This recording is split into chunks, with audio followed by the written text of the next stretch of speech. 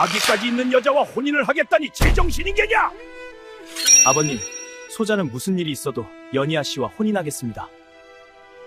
내 눈에 흙이 들어가기 전까지는 절대 안 된다. 30살 아들과 68 아비가 사랑채에 냉랭하게 마주 앉아 있었습니다. 아들 세주는 두 손을 모으고 무릎을 꿇은 채 고개를 들지 않았고, 박치원 대감은 손으로 방바닥을 내리치며 자리를 박차고 일어났답니다. 아들 세준이 혼인하겠다는 여인이 다름 아니라 장터 국밥집을 홀로 꾸려가는 23 처녀, 게다가 출처도 알 수 없는 아기를 등에 업고 키운다고 하니 기가 막힐 노릇이었지요. 그 여인은 대체 누구이며 평생 돈과 권세로 사람을 재단해온 박치원 대감은 무슨 이유로 오만한 심지를 꺾고 그 여인을 며느리로 받아들였을까요? 이야기 시작 전 구독과 좋아요 부탁드립니다. 그럼 감동과 반전이 가득한 옛 이야기 지금 바로 시작합니다. 가을거지가 끝나고 첫서리가 내리기 직전의 일이었어요. 서리가 내리기 전날 밤은 유달리 공기가 차고 고요한 법이어서 사랑채 창문 틈으로 스며드는 바람조차 날이 선 칼날처럼 느껴지던 그런 밤이었지요. 방 안에는 50년 묵은 먹 냄새와 책 냄새가 배어 있었고, 벼루 옆에 놓인 식은 차 한 잔이 주인의 마음처럼 싸늘하게 굳어 있었답니다. 박치원 대감은 그날 저녁 도저히 잠을 이룰 수가 없었어요. 낮에 아들 세준이 두 손을 모으고 무릎을 꿇어 고한 그 한마디가 아직도 귓속에서 윙윙 울리고 있었기 때문이었지요. 아버님, 소자가 혼인하고자 하는 여인이 있사옵니다. 처음에 대감은 흐뭇하게 웃었답니다. 30이 넘도록 장가를 마다하던 아들이 드디어 정신을 차렸구나 싶어 무릎을 탁 치며 그래, 어느 집 규수냐? 하고 물었지요. 세주는 잠시 뜸을 들이다가 바닥에 시선을 고정한 채 조용히 대답하였어요. 장터 국밥집을 혼자 꾸려가는 처녀인데 아기를 업고 사는 것은 사정이 있어서 그런 것이니 아버님께서 직접 만나보시면 반드시 마음이 달라지실 것이라고요. 대감의 낯빛이 그 자리에서 돌처럼 굳어버렸지요. 평생 호조판서를 지내고 이 고을에서 모르는 이가 없는 박치원 대감의 집안에 아기 딸린 장터 국밥집 처녀를 며느리로 들인다는 것이 말이나 되는 소리냐며 대감은 손으로 방바닥을 내리치고 자리를 박차고 일어났답니다. 당장 그 생각을 거두거라. 내 살아있는 동안은 절대 불가하다. 세주는 더 이상 아무 말도 하지 않았어요. 고개를 숙인 채 물러갔지요. 그런데 이상한 것은 아들이 물러간 뒤에도 대감의 마음이 영 개운하지 않았다는 것이었답니다. 오히려 밤이 깊어갈수록 가슴 한쪽이 무거워지는 것이었어요. 촛불이 한번 크게 흔들렸지요. 그 순간 대감의 눈앞에 오래전 세상을 떠난 아내의 얼굴이 스쳐 지나갔답니다. 아내는 생전에 늘 이런 말을 하였지요. 여보, 당신은 사람의 속은 들여다보지 않고 겉만 보는 분이요. 그게 내가 당신 걱정하는 이유라오. 대감은 촛불을 바라보며 긴 한숨을 내쉬었어요. 평생 재물과 문벌로 사람을 가늠해온 것이 사실이었지요. 아내 말이 틀린 적도 없었고요. 그렇다고 선뜻 아들의 청을 들어줄 수도 없는 노릇이었답니다. 대감은 결국 이렇게 결심하였지요. 직접 눈으로 확인해 보겠다고요. 단 박치원 대감의 신분으로는 안 된다는 것도 잘 알고 있었어요. 대감이 나타나는 순간 그 여인이 어떤 속셈을 품고 있든 감쪽같이 감출 것이 뻔하였으니까요. 그래서 생각해낸 것이 바로 거린 행색이었답니다. 이튿날 이른 아침 대감은 몸종 돌쇠를 불렀어요. 장터 거지들이 걸치는 것 같은 헌 적사마 나와 패랭이 하나를 구해오너라. 그리고 이 일은 내 입에서 나온 적이 없는 것이다. 돌쇠는 어안이 벙벙하여 입을 다물지 못하면서도 대감의 눈빛이 심상치 않음을 알아채고 얼른 고개를 조아렸지요. 한식경도 채 지나지 않아 돌쇠가 가져온 것은 헝겊 조각을 기워 만든 낡은 무명 적삼과 챙이, 이리저리 눌린 패랭이 하나, 그리고 밑창이 다라구멍이 뚫린 집신 한 켤레였답니다. 대감은 방문을 걸어 잠그고 혼자 그것들을 입었어요. 구리 거울 앞에 선 자신의 모습을 보니 평생 저런 꼴로는 한 번도 살아본 적이 없건만 거울 속에는 고을 어귀에서 흔히 볼 수 있는 꼬부랑 노인네 하나가 지팡이를 짚고 서 있었지요. 대감은 쓴웃음을 지었답니다. 이래야 진짜 모습을 볼 수 있는 것이다. 장터까지 가는 길은 생각보다 멀었어요. 아니, 정확히는 이전과는 전혀 다른 길이었지요. 평소 가마를 타고 다니던 그 길을 두 발로 걸으니 온몸이 다 느껴지는 것이었답니다. 아침 장터의 냄새가 코끝으로 밀려들었어요. 생선 굽는 냄새, 나락 타는 냄새, 김치 익은 냄새가 뒤엉켜 장터 특유의 냄새로 거리를 가득 채우고 있었지요. 대감은 등을 구부리고 지팡이에 의지하는 척하며 천천히 골목을 걸었답니다. 저작거리 상인들이 흥정하는 소리, 아낙네들이 값을 깎는 소리, 아이들이 뛰노는 소리가 사방에서 들려왔어요. 누구 하나 대감을 알아보는 사람이 없었지요. 길을 비켜주기는커녕 지게를 진 짐꾼이 어깨를 스치며 지나쳐갔고 좌판 장수가 물건을 들이밀기도 하였답니다. 박치원 대감이 이 장터에서 그저 이름 없는 늙은이 하나에 불과하다는 것을 새삼 깨닫는 순간이었어요. 그리고 그때 장터 골목 깊숙한 곳에서 구수하고 진한 냄새가 흘러나왔지요. 사고를 오래 고아낸 듯한 냄새, 된장과 파가 어우러진 냄새였답니다. 그 냄새를 따라 눈길을 돌리니 나지막한 초가 처마 밑에 작은 국밥집이 하나 있었어요. 빛이 바랜 삼배천의 국밥이라고 굵직하게 쓴 글씨가 처마 끝에 매달려 있었고 열린 문 사이로 따뜻한 김이 솔솔 피어오르고 있었지요. 박대감이 가게 안으로 발을 들였답니다. 낡은 평상 두어 개가 좁은 공간을 차지하고 있었고 그을린 기둥에는 때 묻은 메뉴가 적힌 종이 한 장이 붙어 있었어요. 부뚜막에는 커다란 솥 두 개가 걸려 있었는데 한 솥에서는 뽀얀 사골 국물이 보글보글 끓고 다른 솥에서는 밥이 뜸을 들이고 있었지요. 작은 공간이었지만 재료들은 놀랍도록 정갈하게 정리되어 있었답니다. 파는 일정하게 썰어 놓였고 깍두기는 예쁜 도자기 항아리에 담겨 있었으며 찬그릇들은 가지런히 포개져 있었어요. 가난하지만 단정한 집의 냄새가 났지요. 그리고 그 부뚜막 앞에 그녀가 있었답니다. 처음 대감의 눈에 들어온 것은 아기였어요. 곱게 물들인 자주색 포대기로 묶어 등에 엎인 아기가 까만 눈을 굴리며 두리번거리고 있었지요. 아기를 업은 채 국밥 국물을 뜨고 있는 여인의 뒷모습이 보였답니다. 삼배 치마 저고리는 여러 번 빨아색이 연해져 있었고 쪽진 머리에 나무 비녀 하나를 꽂은 모습은 지극히 평범한 장터 처녀의 모습이었어요. 그런데 이상하게도 그 평범한 뒷모습 어딘가에서 눈을 뗄 수 없게 만드는 무언가가 있었지요. 대감은 그것이 무엇인지 정확히 짚어낼 수는 없었지만 굳이 말하자면 자세였답니다. 국밥 한 그릇을 뜨는 동작이 마치 이 일을 위해 태어난 사람처럼 흐트러짐이 없었어요. 어서 오세요, 어르신. 여인이 고개를 돌리며 인사하였지요. 연이었답니다. 갸름한 얼굴에 눈이 크고 맑았어요. 눈 밑에는 잠을 제대로 못 잔 흔적인 듯 옅은 그늘이 져 있었지만 웃을 때는 그 그늘이 사라지고 두 볼에 작은 보조개가 패였지요.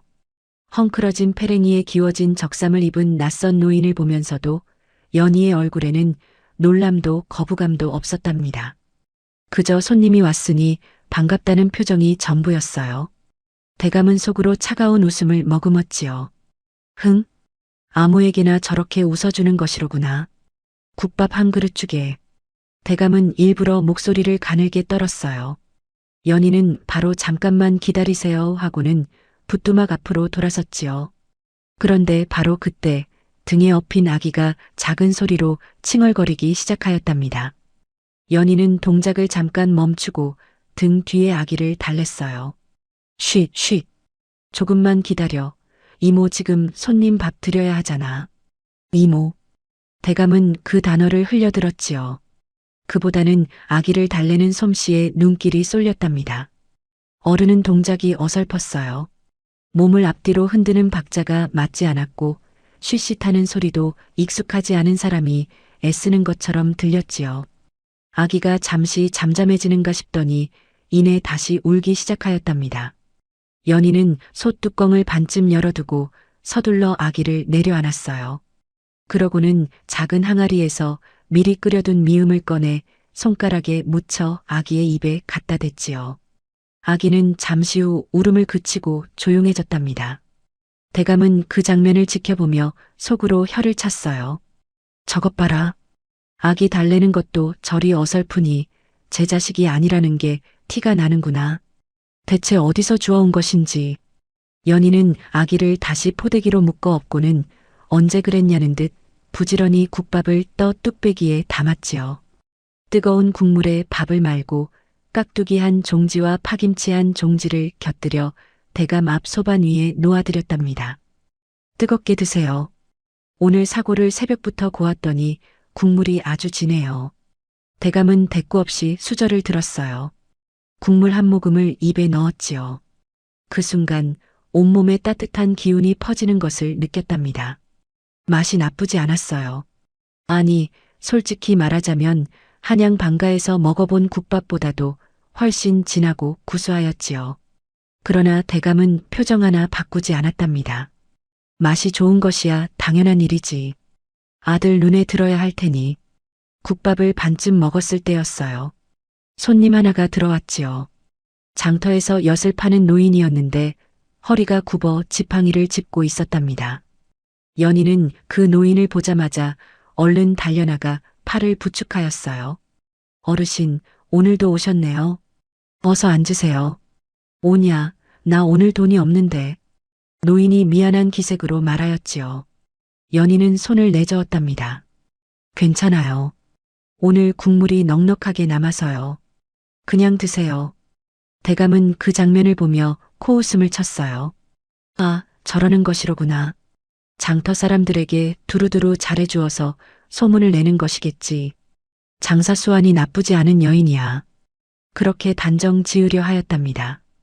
그런데 연희가 엿장수 노인에게 국밥을 내오는 모습을 보니 거기서 또 이상한 것이 눈에 들어왔지요. 연희는 자신의 밥그릇을 아직 들지 않은 것이었어요. 부뚜막 한켠에 놓인 연희의 밥그릇은 뚜껑이 덮인 채 그대로였답니다. 손님이 다 먹고 나서야 앉겠다는 것이었지요. 그러면서도 불평 한마디 없이 아기를 어르며 두 손님이 식사를 마치기를 기다리고 있었어요. 대감은 국밥을 다 먹고 엽전 한 입을 상 위에 놓으려 하였지요. 그러자 연희가 조심스럽게 말하였답니다. 어르신, 저는 일단 두 입을 받습니다만 혹시 여의치 않으시면 오늘은 그냥 드세요. 내가 거지처럼 보이는 것이냐? 대감이 퉁명스럽게 말하였어요. 연희는 당황한 기색 없이 살며시 웃었지요. 아니에요. 그냥 드리는 것이 아니라 오늘 재료가 넉넉해서 그런 거예요. 부담 갖지 않으셔도 돼요. 그러면서 국밥 한 그릇을 더 뚝배기에 담아 작은 소반에 얹었답니다. 이것도 가져가세요. 저녁에 드시면 따뜻할 거예요. 대감은 손을 내저었어요. 됐다. 추우신데 그냥 가져가세요. 이건 버릴 것이에요. 연희의 목소리는 강요하는 것이 아니었지요. 그냥 진심이 담긴 담담한 목소리였답니다. 대감은 결국 아무 말 없이 그것을 받아들고 가게를 나왔어요. 대감은 걸음을 멈추고 손에 들린 국밥 보자기를 내려다보았답니다. 아직 따뜻한 온기가 손바닥으로 전해졌어요. 대감은 천천히 골목을 걸어 나오며 생각하였지요. 계산된 친절이다. 저 여인은 분명 속셈이 있는 것이야. 거지에게도 저렇게 잘해주니 누구에게든 착한 사람으로 소문이 날 것이고 그게 결국 아들 귀에 좋게 들어가겠지. 그렇게 단단히 생각을 정리하려 하였답니다. 그런데 이상하였어요. 아무리 생각을 정리하려 해도 국밥 보자기의 온기가 손바닥에서 떠나질 않는 것이었지요. 그리고 자꾸 연희가 엿장수 노인에게 밥을 내주던 모습이 떠올랐답니다. 아기에게 이모라고 불리던 순간이 떠올랐어요. 어설프게 아기를 달래던 그 손이 떠올랐지요. 이모라고 하였는데 대감은 골목 어귀에서 멈추어 섰답니다. 그 단어 하나가 머릿속에서 좀처럼 사라지질 않았어요. 하지만 대감은 이내 고개를 저었지요. 아니야. 내일 다시 와서 냉정하게 보면 된다. 오늘은 처음이라 마음이 흔들린 것뿐이야. 대감은 지팡이를 짚고 터벅터벅 걸음을 옮겼답니다. 발밑에서 낙엽이 바스락거렸어요. 들판 쪽에서 불어오는 바람이 등을 밀었지요. 하지만 그 바람보다도 손에 들린 뚝배기의 온기가 더 오래 남았답니다. 내일도 대감은 이 골목으로 다시 올 것이었어요. 동쪽 하늘이 먹빛에서 짙은 남색으로 막 물들기 시작할 무렵 장터 골목에는 닭 우는 소리 하나만이 정막을 가르고 있었지요. 대감은 어젯밤 내내 뒤척이다 결국 동도 트기 전에 눈을 떴어요. 국밥 보자기를 풀어 아침으로 먹었는데 식은 국밥인데도 맛이 좋았지요. 그 맛이 아직도 혀끝에 남아있는 것 같아 대감은 더욱 못마땅한 얼굴이었답니다. 맛이 좋은 것과 며느리로 드리는 것은 전혀 별개의 문제이건만 자꾸 그 둘이 뒤엉켜 생각이 흐릿해지는 것 같아 대감 스스로도 답답하였지요. 오늘은 좀 더 멀리서 그리고 좀 더 냉정하게 보아야 한다. 대감은 어제보다 더 일찍 몸종 돌쇠를 깨웠어요. 헌 적삼에 페랭이를 눌러쓰고 어제보다 등을 더 구부린 채 지팡이를 짚고 장터로 나섰지요. 새벽 공기는 살같이 애이도록 차가웠답니다. 입김이 하얗게 피어올랐고 맨발에 가까운 집신 사이로 새벽 이슬이 스며들었어요. 대감은 걸음을 옮기며 속으로 생각하였지요. 평생 이런 새벽을 맨몸으로 걸어본 적이 없었다는 것을요. 가마 안에서 보던 새벽과 두 발로 걷는 새벽은 전혀 다른 세상이었답니다. 장터 어기 팽나무 아래에 자리를 잡고 막 등을 기대려는 순간 저 멀리서 작은 그림자 하나가 움직이는 것이 보였어요. 대감은 눈을 가늘게 떴지요. 연이었답니다. 자주색 포대기로 아기를 등에 단단히 묶어 업고 한 손에는 장바구니를 든 채 연희는 종종 걸음으로 새벽 장터를 향해 걸어오고 있었어요. 아직 해도 뜨지 않은 시각이었지요. 발밑은 어둑하고 길은 차가운데 연희의 걸음에는 한치의 망설임도 없었답니다. 마치 이 새벽을 수십 번도 더 살아온 사람처럼 묵묵하고 꾸준한 걸음이었어요. 대감은 팽나무 뒤에 몸을 바짝 붙이고 지켜보았지요. 새벽 장에는 벌써 몇몇 상인들이 나와 있었답니다. 채소전, 생선전, 두부전의 주인들이 하나둘 자리를 펴고 물건을 늘어놓고 있었지요. 연희는 채소전 앞에 가장 먼저 멈추었어요. 채소전 아주머니가 연희를 보더니 반갑게 손을 들었답니다. 아이고 연아, 오늘도 일찍 나왔구나. 예, 아주머니. 오늘 시금치 한 단이랑 파 한 묶음 주세요. 연희가 장바구니를 내밀었어요. 채소전 아주머니는 시금치를 골라주면서 슬쩍 손을 내저었지요. 에이, 돈은 됐어. 그냥 가져가. 안 돼요, 아주머니. 꼭 받으셔야죠. 연희는 단호하게 엽전을 아주머니 손에 쥐어주었답니다.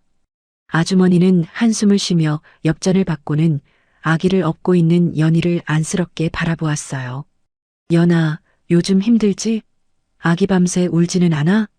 괜찮아요, 아주머니. 연희의 대답은 짧고 담담하였지요. 그런데 대감은 보았답니다. 짧고 담담하게 대답하는 동안 연희의 손이 잠깐 멈칫하였다는 것을요. 장바구니를 고쳐 잡는 손이 아주 조금 떨렸다는 것을요. 하지만 연희는 바로 다시 씩씩하게 걸음을 옮겼어요. 다음은 두부전이었지요. 두부전 아저씨도 연희를 반기며 두부 한 모를 넉넉하게 썰어주었답니다. 연희는 여기서도 값을 정확히 치렀어요. 한 푼도 덤을 받으려 하지 않았지요. 대감은 그 모습을 보며 속으로 생각하였답니다. 덤을 마다하는 것은 뭔가를 더 크게 바라는 자들이 쓰는 수법이지. 작은 것에 욕심 없어 보여야 큰 것을 낚을 수 있으니까. 대감은 자신의 판단을 쉬이 거두지 않았어요. 그런데 생선전을 지나칠 때였지요. 연희가 잠시 발걸음을 멈추고 생선전 앞에 서는 것이었답니다. 대감도 걸음을 멈추고 귀를 기울였어요. 생선전 주변에 두 상인이 서서 나지막이 이야기를 나누고 있었는데 그 목소리가 담 너머로 흘러들었지요. 저 처녀, 저기 또 나왔네. 처녀 몸으로 아기를 저렇게 당당히 업고 다니다니. 쉿, 작게 말해. 들리잖아. 에이 뭐. 장터 사람들 다 아는 일인데. 아기 아비가 누군지도 모른다고들 하던데. 그러게 말이야. 23세 애를 업고 장사라니. 집안도 없고 의지할 데도 없는데 어찌 저리 뻔뻔히 다니는지. 대감은 속으로 고개를 끄덕였답니다. 역시 장터 사람들도 다 아는 일이로구나 싶었지요. 그런데 바로 뒤이어 다른 목소리가 들렸어요. 뻔뻔하긴. 기특하지. 저렇게 어린 것이 혼자서 저 작은 가게 꾸리고 아기까지 키우고. 그건 나도 그렇게 생각해. 어디 보통 배짱이야? 우리 집 딸년들은 저 나이에 바람 쐬러 다니기 바쁜데. 저번에도 우리 가게 앞에 국밥 갖다 줬잖아. 혼자 먹기도 빠듯할 텐데. 대감은 그 말에 귀가 번쩍 뜨였지요. 국밥을 갖다 주었다고요? 어제 자신에게 덤을 싸주던 것이 자신에게만 하는 짓이 아니었단 말입니까? 대감은 연희의 뒷모습을 다시 바라보았답니다. 연희는 생선 전 상인들의 수군거림을 들었는지 못 들었는지 표정 하나 바꾸지 않고 묵묵히 장바구니를 채우고 있었어요. 아기는 포대기 속에서 꼬물거리며 연희의 등을 조그만 손으로 두드렸지요. 그때였답니다. 연희가 무거운 장바구니를 두 손으로 고쳐들려는 순간 걸음이 잠깐 휘청거렸어요. 아기를 등에 업고 묵직한 장바구니에 이른 새벽부터 걷고 있었으니 당연한 일이었지요. 연희는 이를 악물고 중심을 잡았답니다. 그 순간 저 멀리에서 떡전 곰보댁 아주머니가 달려왔어요. 연아, 이것 봐라. 내가 들어줄게. 아주머니, 괜찮아요. 제가 할 수 있어요. 에이, 됐어. 아기 업고 이 무거운 것까지. 이리 줘봐. 곰보댁 아주머니는 연희의 장바구니를 빼앗다시피 들었지요. 연희는 잠시 망설이다가 고맙다는 듯 고개를 숙였답니다. 두 사람은 나란히 골목을 걸어 국밥집 쪽으로 향하기 시작하였어요. 대감은 더 멀찍이 물러나 두 사람의 뒤를 따랐지요.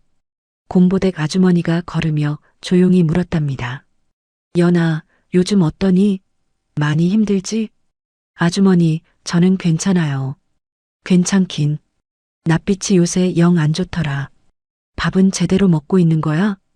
연희는 웃음으로 대답을 대신하였지요. 곰보댁 아주머니는 한숨을 쉬었어요.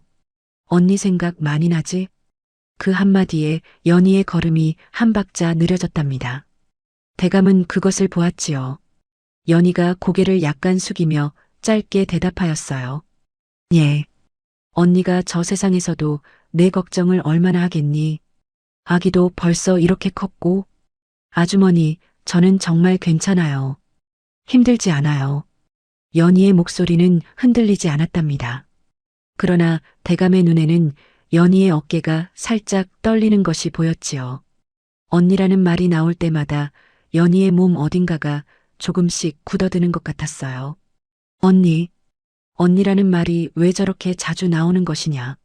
대감은 팽나무 뒤에 서서 미간을 찌푸렸지요. 그저 수사처럼 흘려들을 수도 있었답니다. 하지만 이미 어제부터 이모라는 단어가 마음 한켠에 걸려있던 터라 언니라는 단어가 더 이상 그냥 지나치지 않았어요. 대감은 잠시 생각에 잠겼지요. 설마, 아니겠지. 하지만 그 설마는 쉬이 사라지지 않았답니다.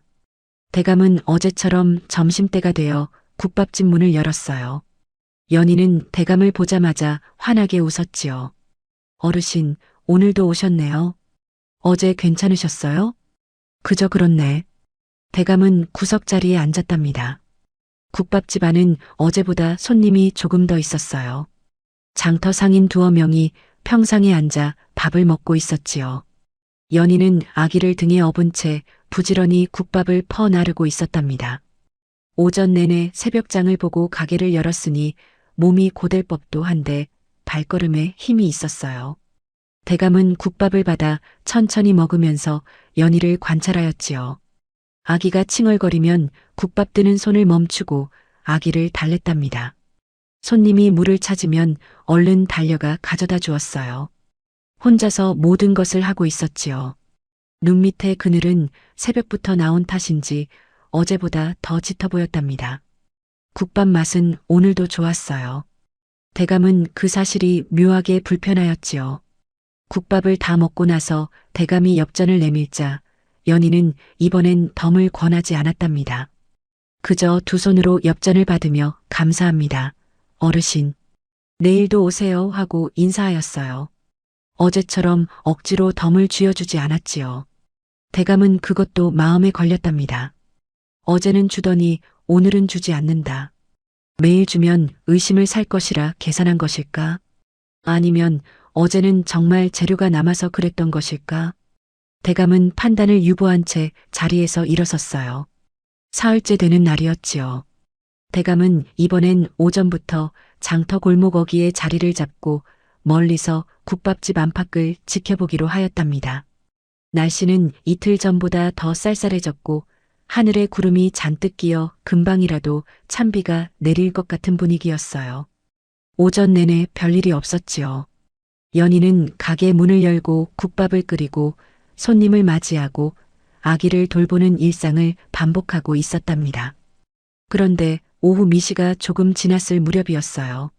장터 골목 저쪽에서 수수한 회색 두루마기 차림의 젊은 남자가 걸어오는 것이 보였지요. 대감은 그 남자를 보는 순간 숨이 탁 막혔답니다. 아들 세준이었어요. 세준은 정자간을 쓰고 별다른 칠해 없는 무명 두루마기를 입고 있었지요. 평범한 선비처럼 보였지만 걸음걸이에서 풍기는 기품은 어디에서도 감출 수 없는 것이었답니다. 대감은 팽나무 뒤로 몸을 납작하게 붙였어요. 심장이 빠르게 뛰었지요. 세준은 국밥집 앞에 멈추어 서서 잠시 안쪽을 들여다보더니 조심스럽게 문을 열고 들어갔답니다. 대감은 숨을 죽였어요. 골목 끝에서 귀를 기울이면 가게 안의 말소리가 희미하게 들렸지요. 연아씨, 오늘도 무탈하셨습니까? 세준의 목소리는 낮고 다정하였답니다. 연희가 대답하는 소리가 들렸어요. 예, 도련님. 오늘도 오셨군요. 아기는 어떻습니까? 어제 잠을 많이 못 잔다 하지 않았습니까? 괜찮아요. 오늘은 좀 잘 잤어요. 잠시 침묵이 흘렀지요. 그리고 세준의 목소리가 다시 들렸는데 이번엔 아까보다 더 조심스러웠답니다. 연아씨, 소인이 드릴 말씀이 있습니다. 예전에 한번 여쭌 적 있는데 아직도 같은 마음입니다. 연아씨가 싫지만 않으시다면 소인은 평생 곁에 있고 싶습니다. 침묵이 흘렀어요. 대감은 손에 지팡이를 꼭 쥔 채 귀를 세웠지요. 연희의 목소리가 들렸답니다. 아까보다 훨씬 낮고 조용한 목소리였어요. 도련님, 소인은 자격이 없습니다. 자격이라니요. 그런 말씀은 마세요. 아니에요, 도련님. 소인은 변변한 집안도 없고 가진 것도 없어요. 게다가 이 아기까지 있으니 도련님 앞날에 짐이 될 뿐이에요. 짐이라고 생각하지 않습니다. 지금은 그렇게 생각하셔도 세월이 지나면 달라지실 거예요. 도련님 어른신들께서도 결코 좋아하지 않으실 것이고요. 세준이 무어라 더 말하려는 것 같았으나 연희의 목소리가 먼저 나왔지요. 오늘은 이만 가주세요. 국밥집 문 닫을 시간이 되었어요. 발소리가 들렸답니다. 세준이 문을 열고 나오는 소리였어요. 대감은 재빨리 팽나무 뒤에 더 깊이 몸을 숨겼지요. 세준은 고개를 약간 숙인 채 골목을 빠져나갔답니다. 어깨가 축 처져 있었고 걸음이 무거워 보였어요. 대감은 아들의 뒷모습을 바라보며 가슴 한켠이 이상하게 조여드는 것을 느꼈지요. 그리고 국밥집 안에서 아주 조용한 소리가 들렸답니다. 대감이 아니면 듣지 못할 만큼 낮은 소리였어요. 도련님 어른신들께서 결코 허락하지 않으실 것이다. 저 같은 것이 어찌 감히. 연희의 혼잣말이었지요. 그리고 그 뒤로 아주 잠깐 흐느끼는 소리가 들렸답니다. 대감은 그 소리를 들으며 그 자리에 굳어버렸어요. 대감은 한참을 팽나무에 등을 기댄 채 서 있었지요. 해가 서쪽으로 기울면서 장터의 긴 그림자가 드리워졌답니다. 상인들이 하나둘 자리를 걷고 장터는 서서히 하루를 마감하고 있었어요. 대감의 머릿속에는 오늘 하루 동안 본 것들이 뒤엉켜 맴돌고 있었지요. 새벽장을 보는 작은 뒷모습, 상인들의 수군거림에도 흔들리지 않던 걸음걸이, 덤을 받지 않으려 엽전을 쥐어주던 손, 그리고 아들에게 자격이 없다고 말하던 목소리였답니다. 계산적인 여인이라면 왜 저리도 스스로를 낮추는 것이냐. 대감은 이해할 수 없었어요. 양반 도련님을 낚으려는 여인이라면 기회가 왔을 때 붙잡아야 할 것이 아닙니까? 그런데 연희는 오히려 뒤로 물러서고 있었지요. 돈도 신분도 아무것도 바라지 않는 것처럼 행동하였답니다. 연기일 것이다. 더 크게 얻으려고 더 겸손한 척하는 것이겠지. 대감은 그렇게 단정하려 하였어요. 그런데 조금 전 들린 그 흐느끼는 소리가 자꾸 귓속에서 되살아났지요. 연기하는 사람은 저렇게 울지 않는 법이었답니다. 혼자 있을 때, 아무도 보지 않을 때 흘리는 눈물은 어지간해서는 꾸며낼 수 없는 것이었어요. 대감은 긴 한숨을 내쉬었지요. 저 멀리 국밥집에서 불빛 하나가 흔들리고 있었답니다. 연희가 저녁 마감을 하는 것이었겠지요. 작은 불빛이었어요.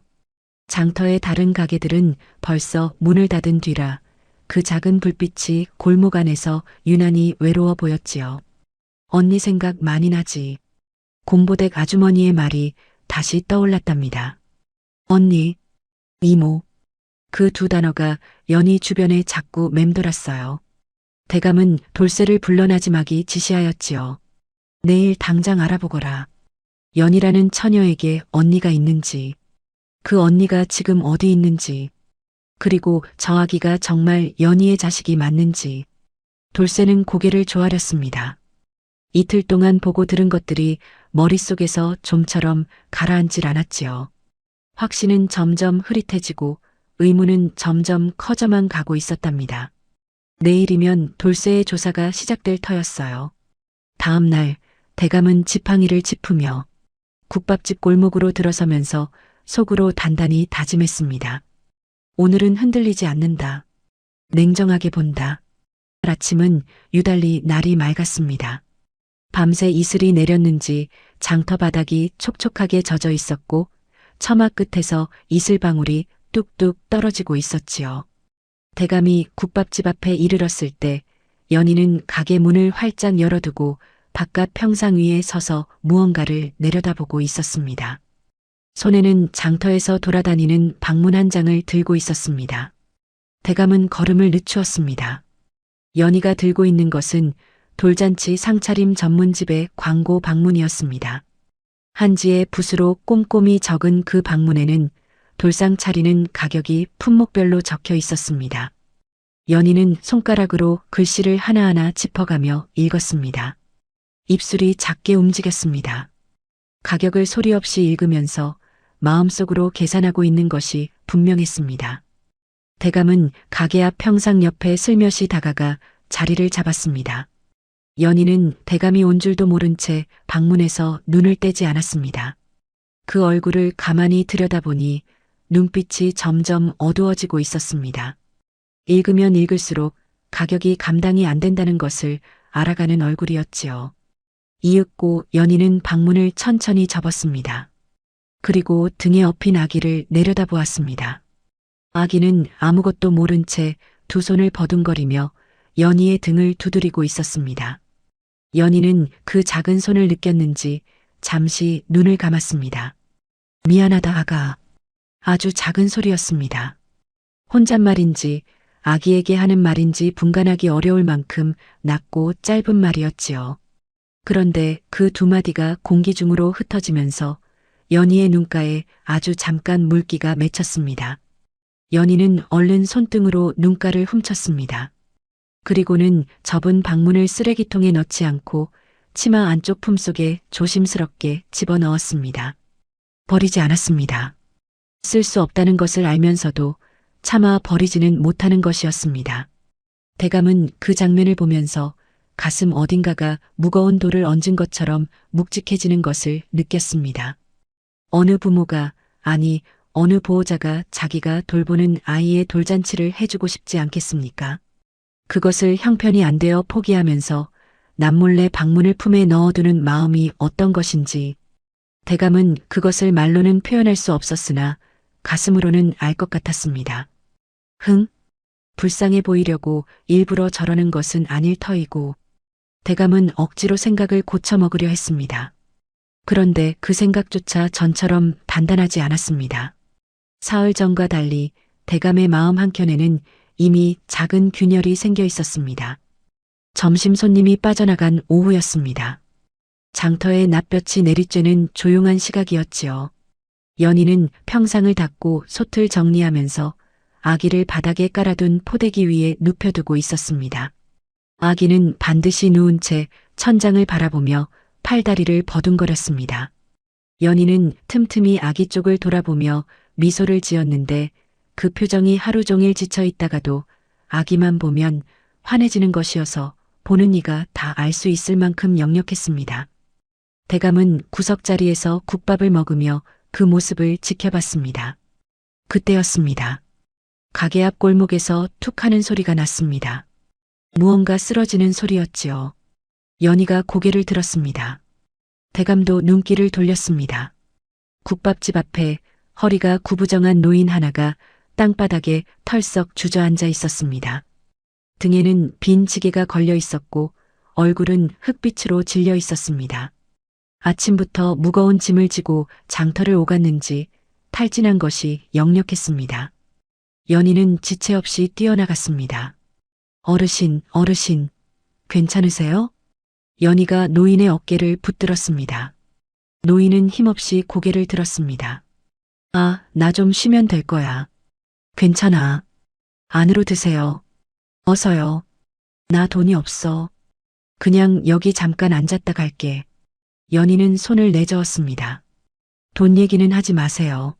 어서 안으로 드세요, 어르신. 연희는 노인을 부축하여 가게 안으로 모셨습니다. 노인은 걸음이 불편한지 한쪽 다리를 절었습니다. 연희는 노인이 평상에 앉을 수 있도록 옆에서 천천히 받쳐주면서 등의 지게를 조심스럽게 내려드렸습니다. 그러고는 부뚜막으로 달려가 국밥을 한 그릇 푸고 깍두기와 파김치를 곁들여 노인 앞에 차렸습니다. 그것도 모자라 식혜 한 사발을 더 떠왔습니다. 뜨겁게 드세요. 오늘 국물 진하게 끓었어요.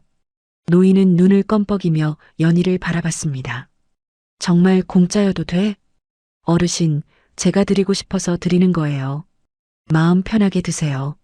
노인은 수저를 들며 손을 떨었습니다. 처음 한 모금을 입에 넣더니 눈을 지그시 감았습니다. 허기가 채워지는 사람의 얼굴이었습니다. 대감은 그 모습을 보면서 수저를 든 채 잠시 멈추었습니다. 노인이 국밥을 다 비웠을 때 연희는 국밥을 한 그릇 더 싸서 작은 보자기에 묶었습니다. 저녁에 드세요. 식으면 솥에 넣어 데워 드시면 돼요. 노인은 보자기를 받아들고 한참을 연희를 바라봤습니다. 그러더니 눈가가 촉촉해졌습니다. 고마워, 아가. 내가 죽을 때까지 이 밥만 못 잊겠다. 연희는 손을 내저으며 웃었습니다. 별 말씀을요. 다음에 또 오세요.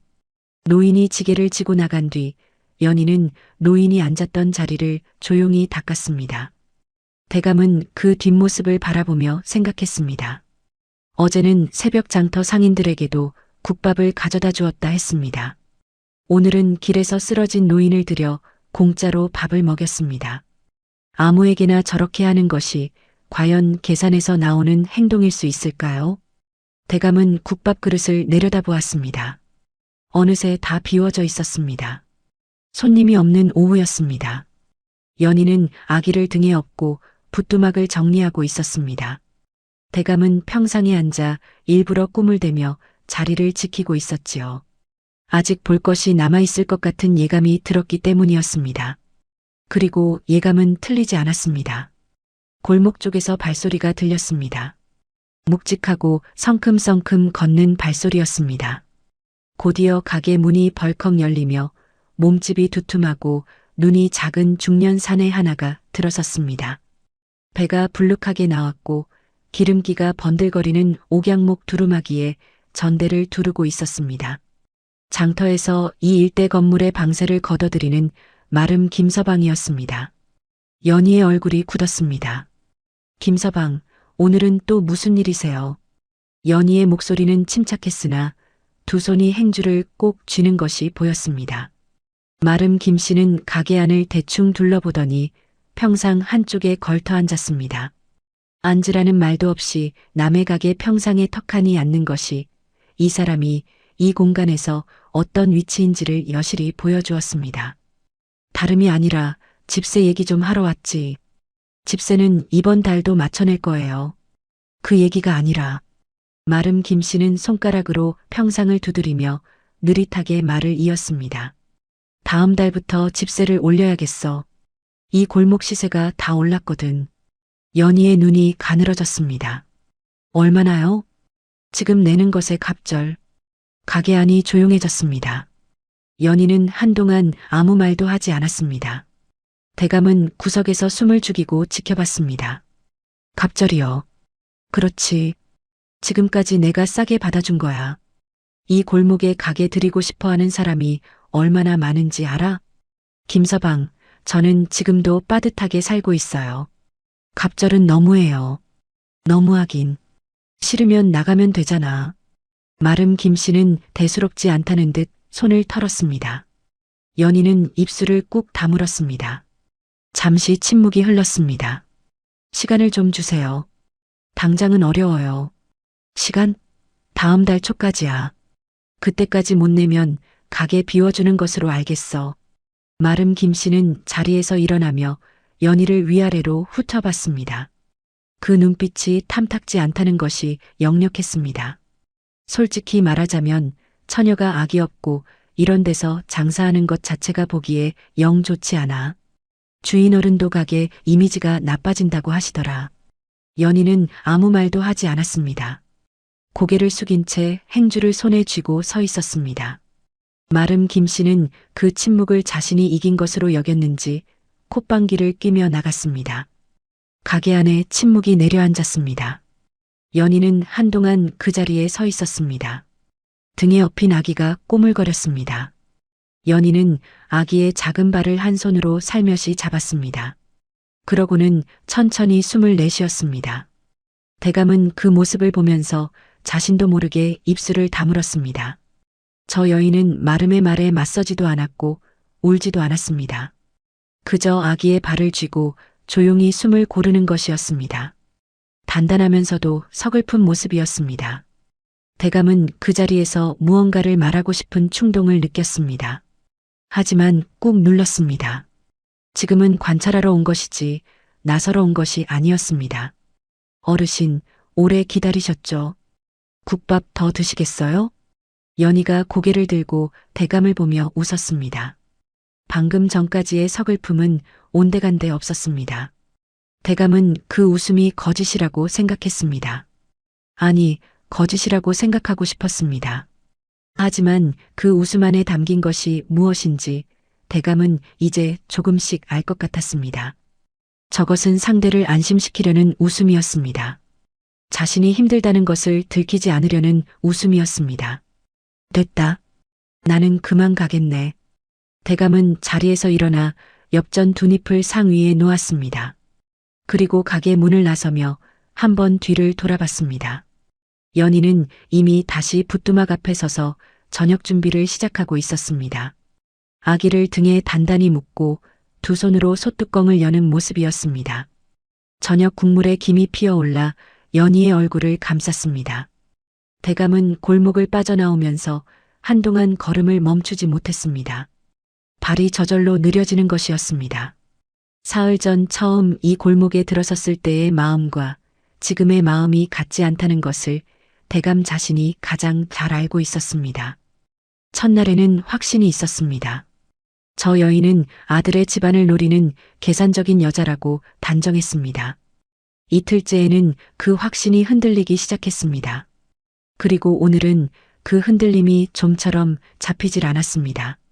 새벽부터 장을 보고 혼자 가게를 열고 공짜로 노인에게 밥을 먹이고 마름의 행패에도 흔들리지 않고 그러면서도 혼자 돌잔치 방문을 품에 넣어두는 여인. 그 모든 것이 연기라고 하기에는 너무나 일관되고 너무나 오래되어 있었습니다. 연기는 들키기 마련입니다.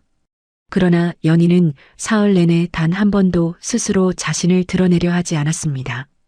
칭찬을 바라거나 동정을 구하거나 자신이 얼마나 힘들게 사는지를 내세우는 일이 없었습니다.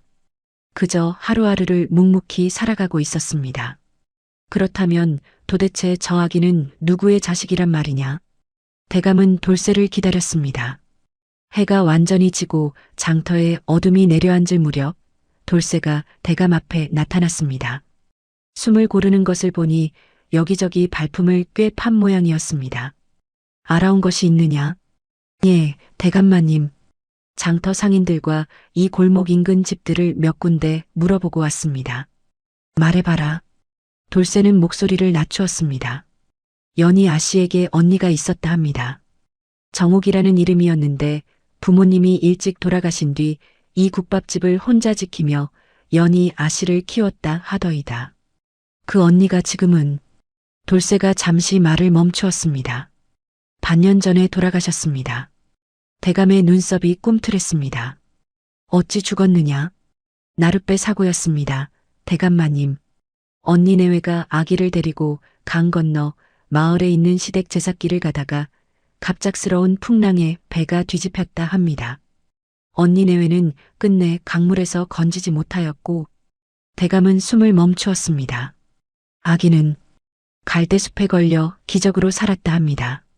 그때 아기 나이가 갓 100일이었다고 하더이다. 100일? 대감은 그 자리에서 굳어버렸습니다. 머릿속에서 퍼즐 조각들이 제자리를 찾아 움직이기 시작하는 것이 느껴졌습니다. 어설프던 분유타기, 아기에게 이모라고 불리던 순간, 언니 생각 많이 나지 라던 곰보댁의 말, 돌잔치 방문을 참아버리지 못하고 품에 넣던 손, 도련님 앞에서 저는 자격이 없습니다라고 했던 목소리, 모든 것이 하나씩 이어지기 시작했습니다. 그렇다면 연희가 지금 키우는 그 아기는 대감의 목소리가 나도 모르게 낮아졌습니다. 아직 확실하지는 않습니다만 제가 생각하기엔 아마도 언니의 아기를 연희 아씨가 거두어 키우는 것이 아닌가 싶습니다. 장터 상인들도 처음엔 몰랐다가 어렴풋이 짐작하는 이들도 있다 하더이다. 그런데도 왜 연희가 직접 밝히지 않는 것이냐? 돌쇠는 고개를 가웃거렸습니다. 소인도 그게 이상하여 좀 더 물어봤는데 한 상인이 이런 말을 하더이다. 연희 아씨가 한 번은 이런 말을 했다고요. 언니 부부를 건지지 못한 것이 자기 탓 같아 차마 언니 얘기를 입에 담기가 어렵다고요. 그냥 세상이 손가락질해도 견디는 것이 언니한테 미안함을 갚는 것 같다고 했답니다. 대감은 한동안 아무 말도 하지 않았습니다. 돌쇠야. 예, 대감마님. 내일도 더 알아보거라. 그 언니 내외의 사고 경위와 연희가 아기를 거두게 된 경위를, 그리고 아기가 정말 언니의 자식이 맞는지도 확실하게. 알겠습니다. 대감마님. 돌쇠가 밖으로 물러났습니다. 대감은 혼자 생각에 잠기게 되었죠. 확신은 이제 거의 남아있지 않았습니다. 그 자리를 대신 채우고 있는 것은 무거운 부끄러움의 예감이었습니다. 대감은 눈을 떴습니다. 아니, 정확히는 눈을 감지 않았다고 해야 옳겠습니다. 어젯밤 돌쇠에게 들은 이야기가 머릿속에서 내내 맴돌았기 때문이었지요. 나룻배 사고, 100일 된 아기, 언니 내외의 죽음. 그 모든 것이 퍼즐처럼 맞아 들어가면서 대감은 밤새 눈을 붙이지 못하고 천장만 바라보았습니다. 그런데 새벽동이 트기 직전 돌쇠가 방문을 두드렸습니다. 대감은 기다리고 있었다는 듯 바로 문을 열었습니다. 무슨 일이냐? 이 새벽에. 돌쇠는 숨을 고르며 방 안으로 들어섰습니다. 얼굴에 뭔가 할 말이 있다는 표정이 가득했습니다. 대감마님, 어젯밤에 한 가지를 더 알아왔습니다. 말해봐라. 어젯밤 이경 무렵이었습니다. 국밥집 뒷골목 쪽으로 낯선 사내 하나가 들어가는 것을 소인이 직접 눈으로 보았습니다. 갓을 눌러쓰고 두루마기 깃을 올려 얼굴을 가린 채였는데 국밥집 쪽문 앞에서 한참을 서 있다가 안으로 들어갔습니다. 그리고 한 식경쯤 지나서 다시 나왔습니다. 대감의 눈빛이 싸늘하게 가라앉았습니다. 누구더냐? 얼굴을 끝까지 확인하지는 못하였습니다만 차림새로 보아 평범한 장터 사람은 아니었습니다. 걸음걸이가 반듯하고 두루마기 감이 고급스러워 보였습니다. 대감은 잠시 아무 말도 하지 않았습니다. 창밖으로 새벽빛이 스며들기 시작했습니다.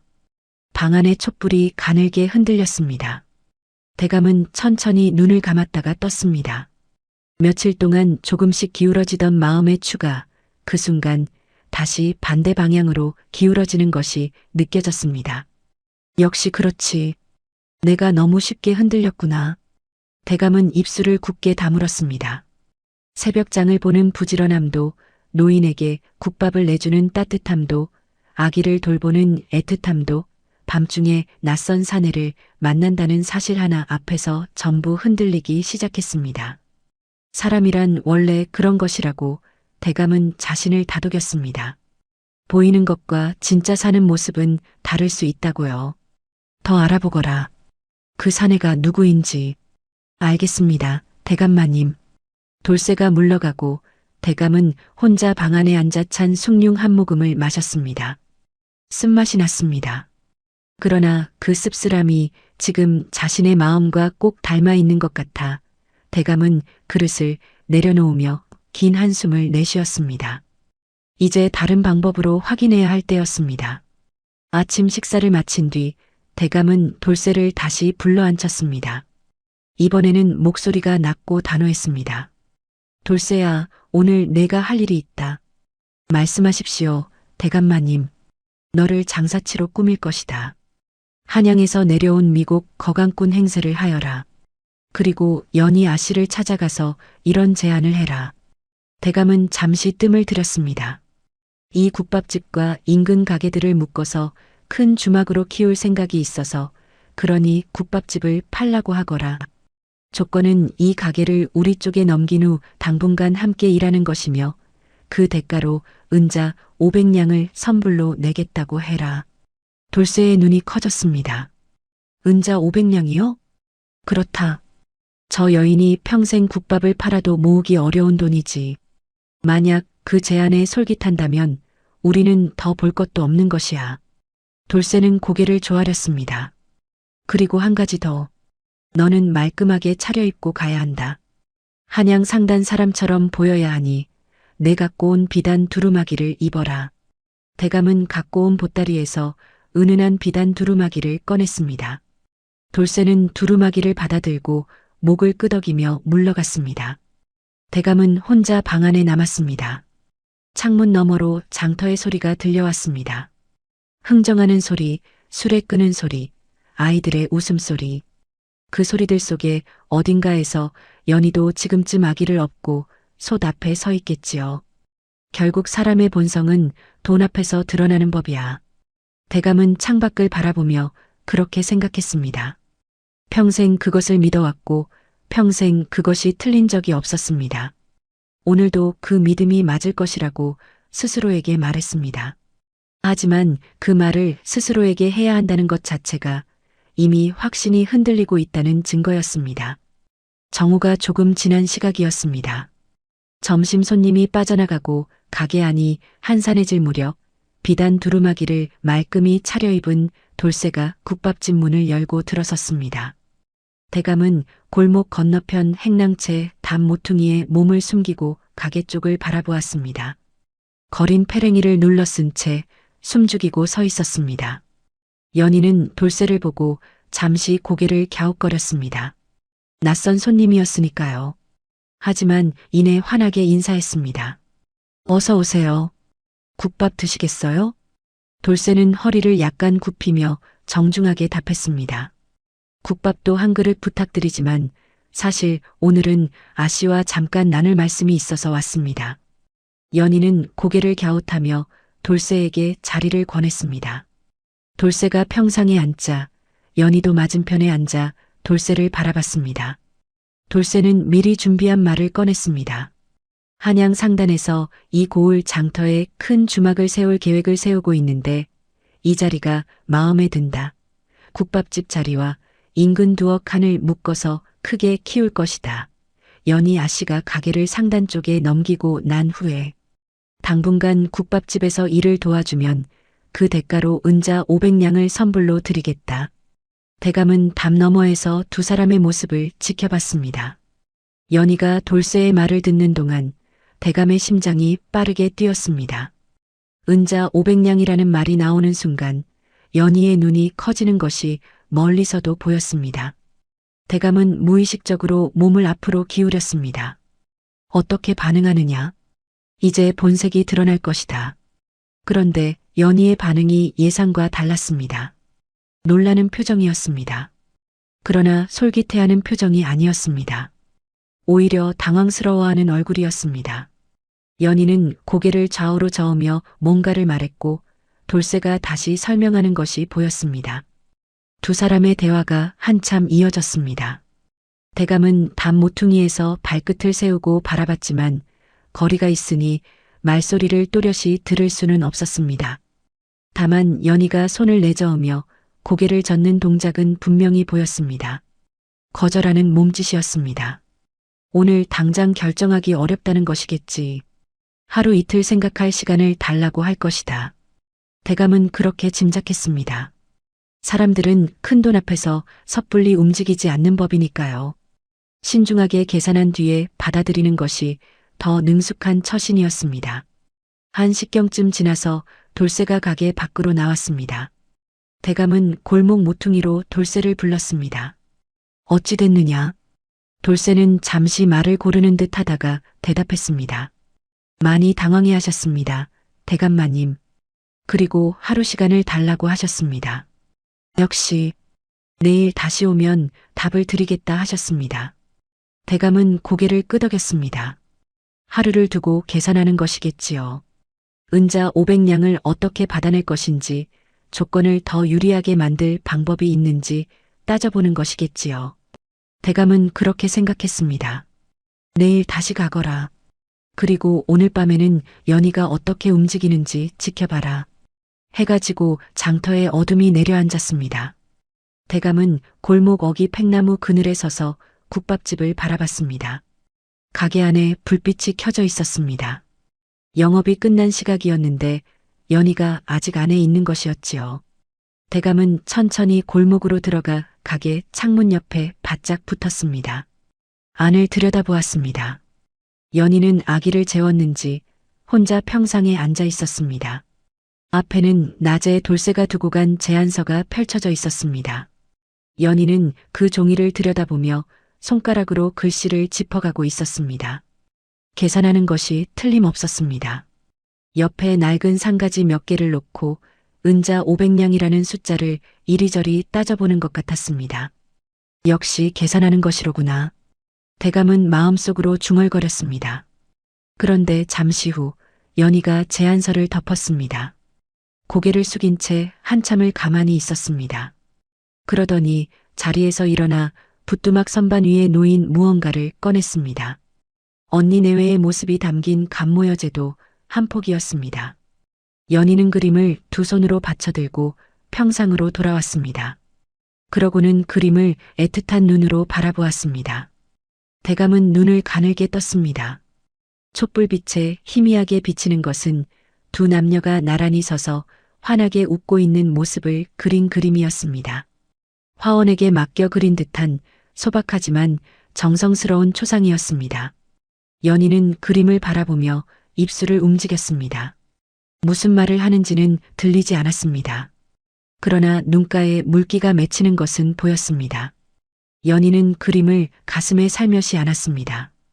그 모습이 대감의 눈에 오래도록 박혔습니다. 이윽고 연희는 제안서를 접었습니다. 그리고 그것을 품 안에 넣었습니다. 언니 그림을 다시 선반 위에 올려놓고 가게에 불을 껐습니다. 대감은 어둠 속에서 물러났습니다. 이튿날 낮 돌쇠가 다시 국밥집을 찾았습니다.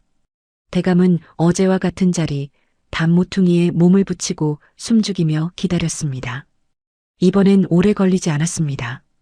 반시경도 되지 않아 돌쇠가 나왔습니다.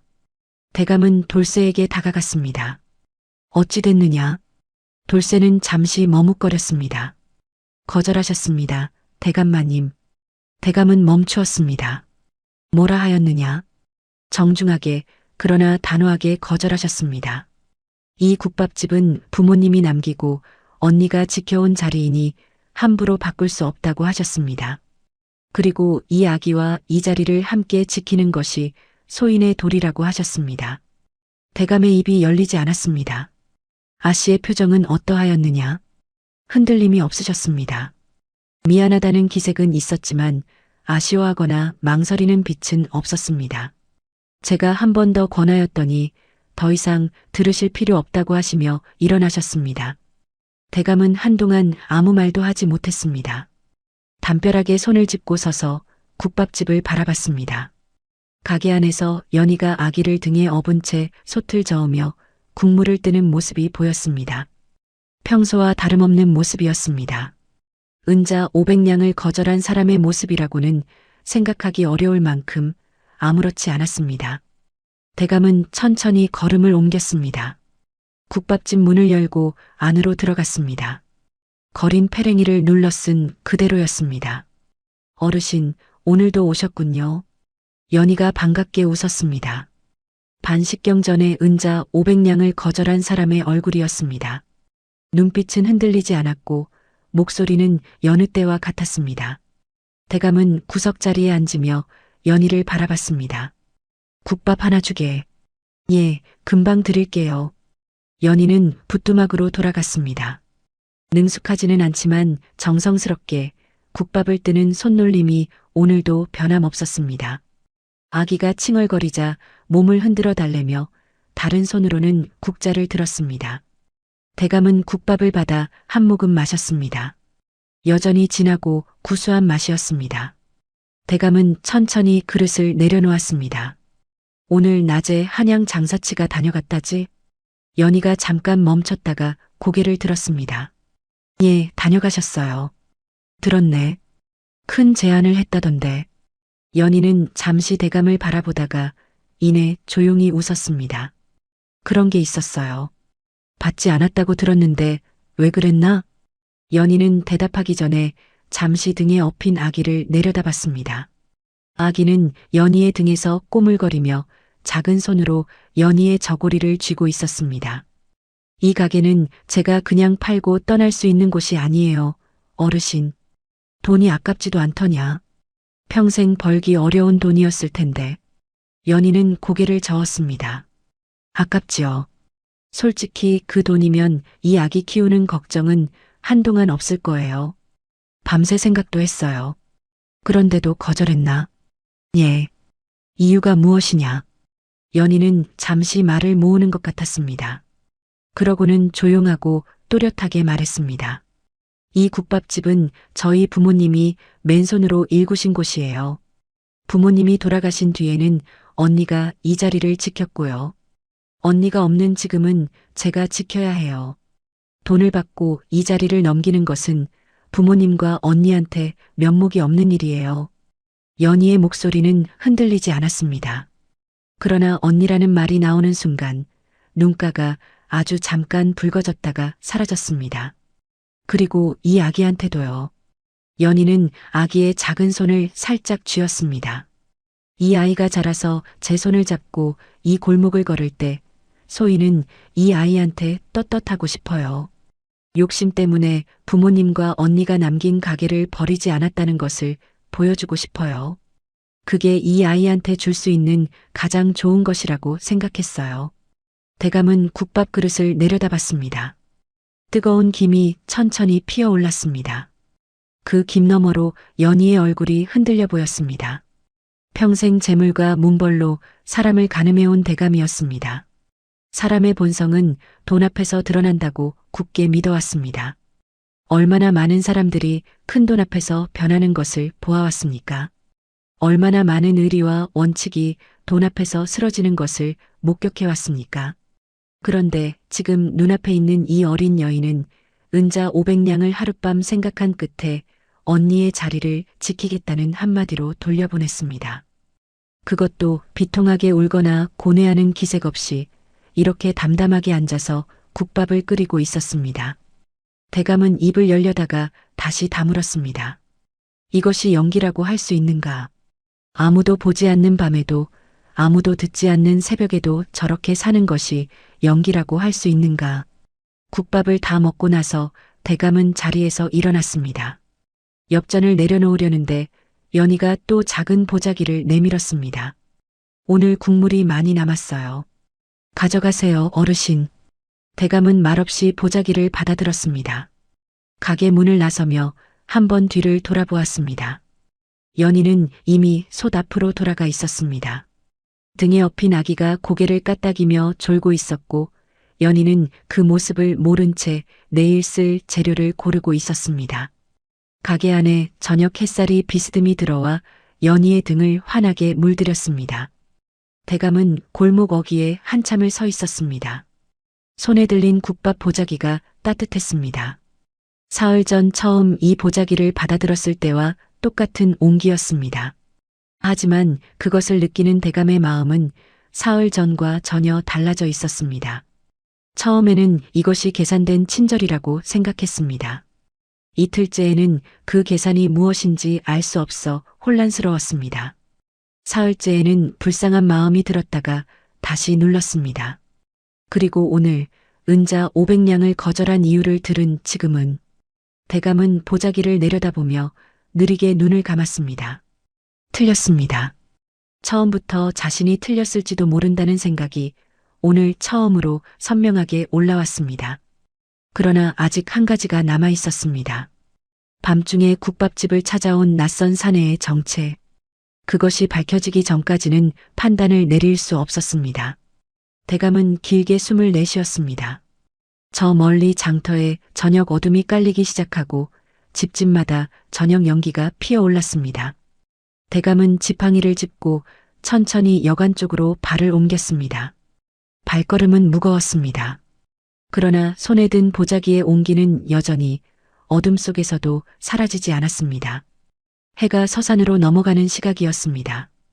엿새째 되던 날 밤 돌쇠에게서 뜻밖의 보고가 들어왔기 때문이었습니다. 대감마님, 그 밤중에 국밥집을 찾아온 사내의 정체를 알아냈습니다. 돌쇠의 목소리가 조심스러웠습니다. 말해봐라. 다름 아니라 연희 아씨 형부의 아버지 되시는 분이었습니다.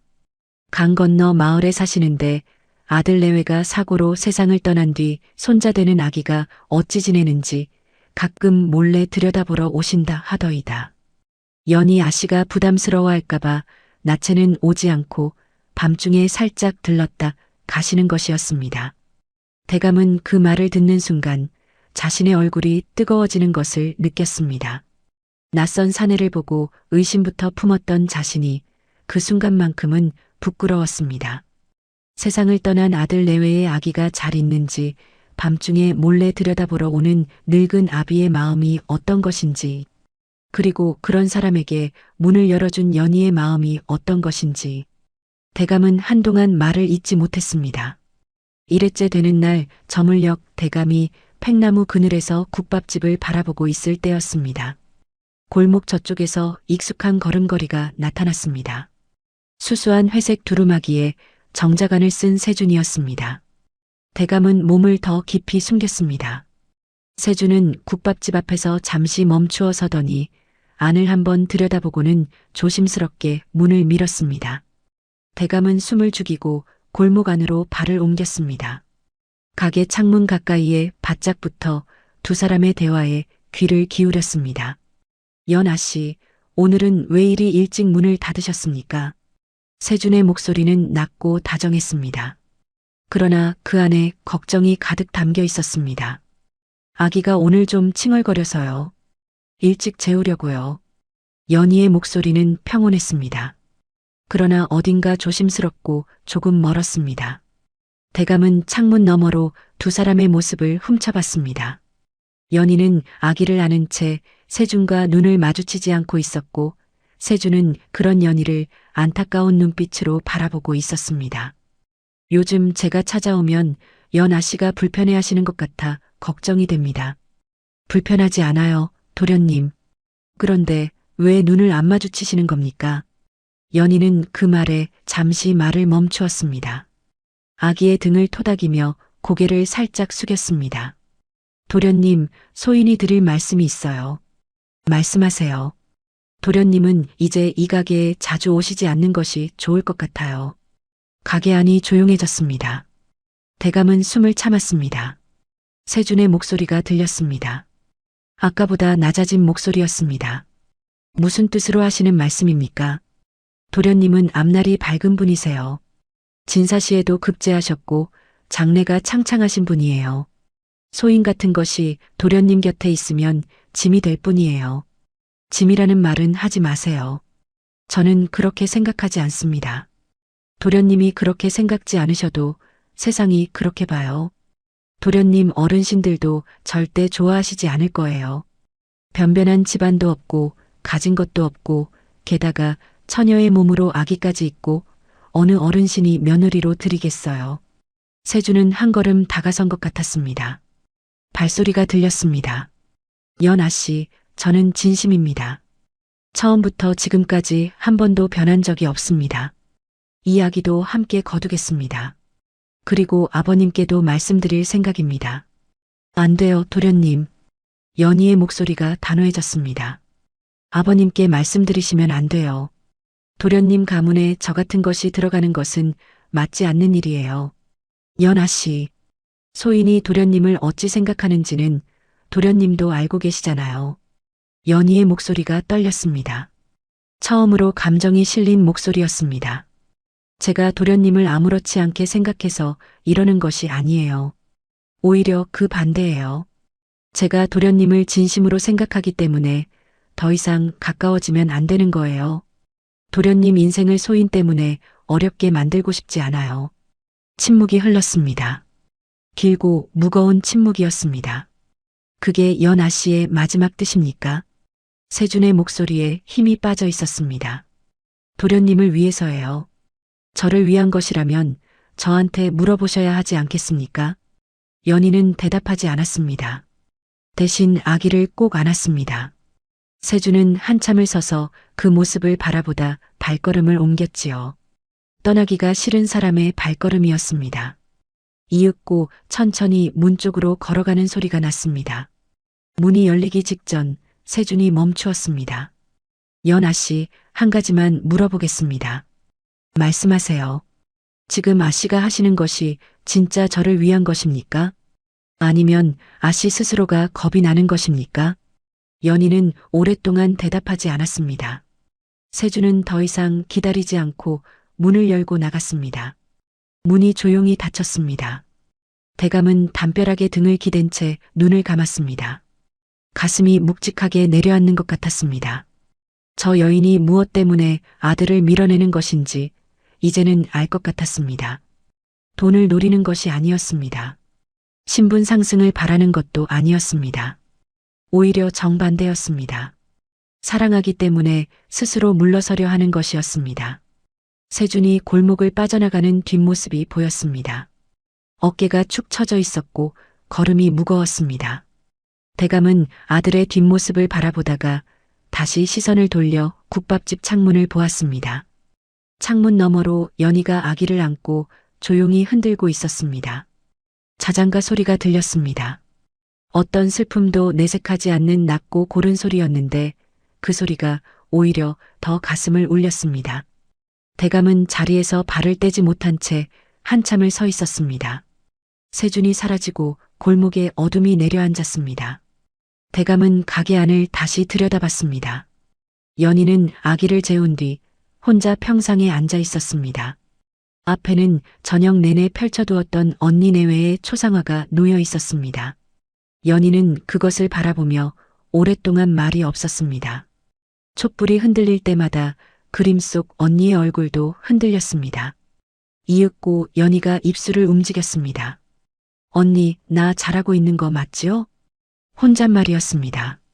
그 목소리가 담벼락 너머까지 흘러나왔습니다. 조용하고 떨리는 소리였습니다. 이 아기는 내가 꼭 지킬 거예요. 흔들리지 않을게요. 그러니까 언니, 저 세상에서 걱정하지 마요. 연희는 그렇게 말하고 한참을 언니 그림을 바라보았습니다. 그러다가 눈물을 닦았습니다. 손등으로 눈가를 훔치고 심호흡을 한번 하고 다시 그림을 제자리에 올려두었습니다. 그러고는 촛불을 껐습니다. 대감은 어둠 속에서 눈을 감았습니다. 가슴이 찢어지는 것 같았습니다. 평생 이렇게 부끄러운 적이 없었습니다. 이 어린 여인은 처음부터 계산적인 사람이 아니었습니다. 욕심이 있는 사람도 아니었습니다. 부모를 잃고 언니를 잃고 홀로 남겨진 조카를 떠맡아 하루하루를 버티며 살아가는 사람이었습니다. 그러면서도 사랑하는 사람을 위해 스스로 물러서려 하는 사람이었습니다. 그런데 자신은 일주일 내내 무엇을 한 것입니까? 다음 날 아침은 구름이 잔뜩 낀 날이었습니다. 장터에 습기가 내려앉아 골목 바닥이 눅눅하게 젖어 있었고 처마 끝에서 낙수 소리가 톡톡 들렸습니다. 대감은 일찍부터 팽나무 그늘에 자리를 잡고 있었습니다.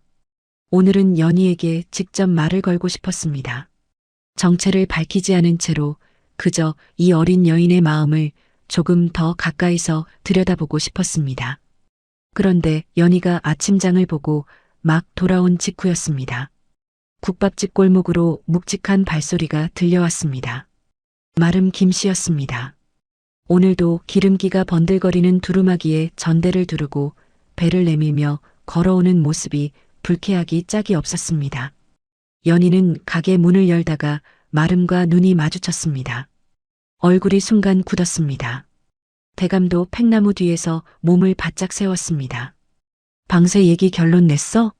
마름 김씨는 인사도 없이 대뜸 물었습니다. 아직 며칠 시간을 더 주신다고 하셨잖아요, 김서방. 그게 벌써 며칠이야. 결론 내야지. 마름 김씨는 연희를 위아래로 훑으며 말을 이었습니다. 솔직히 말하자면 내가 이 가게를 다른 사람한테 넘기고 싶어. 처녀가 아기 없고 장사하는 꼴을 주인 어른이 영 못마땅해 하셔. 저는 잘못한 것이 없어요. 연희의 목소리가 흔들렸습니다. 그러나 물러서지 않았습니다. 잘못은 없지. 근데 보기 흉하잖아. 아기 아비도 없는 처녀가 아기를 업고 이 골목에서 장사하는 게 그게 이 가게 이미지가 된 거야. 아기 아비 없는 처녀라고 하셨습니까? 마름 김씨는 콧방귀를 뀌었습니다. 아니야.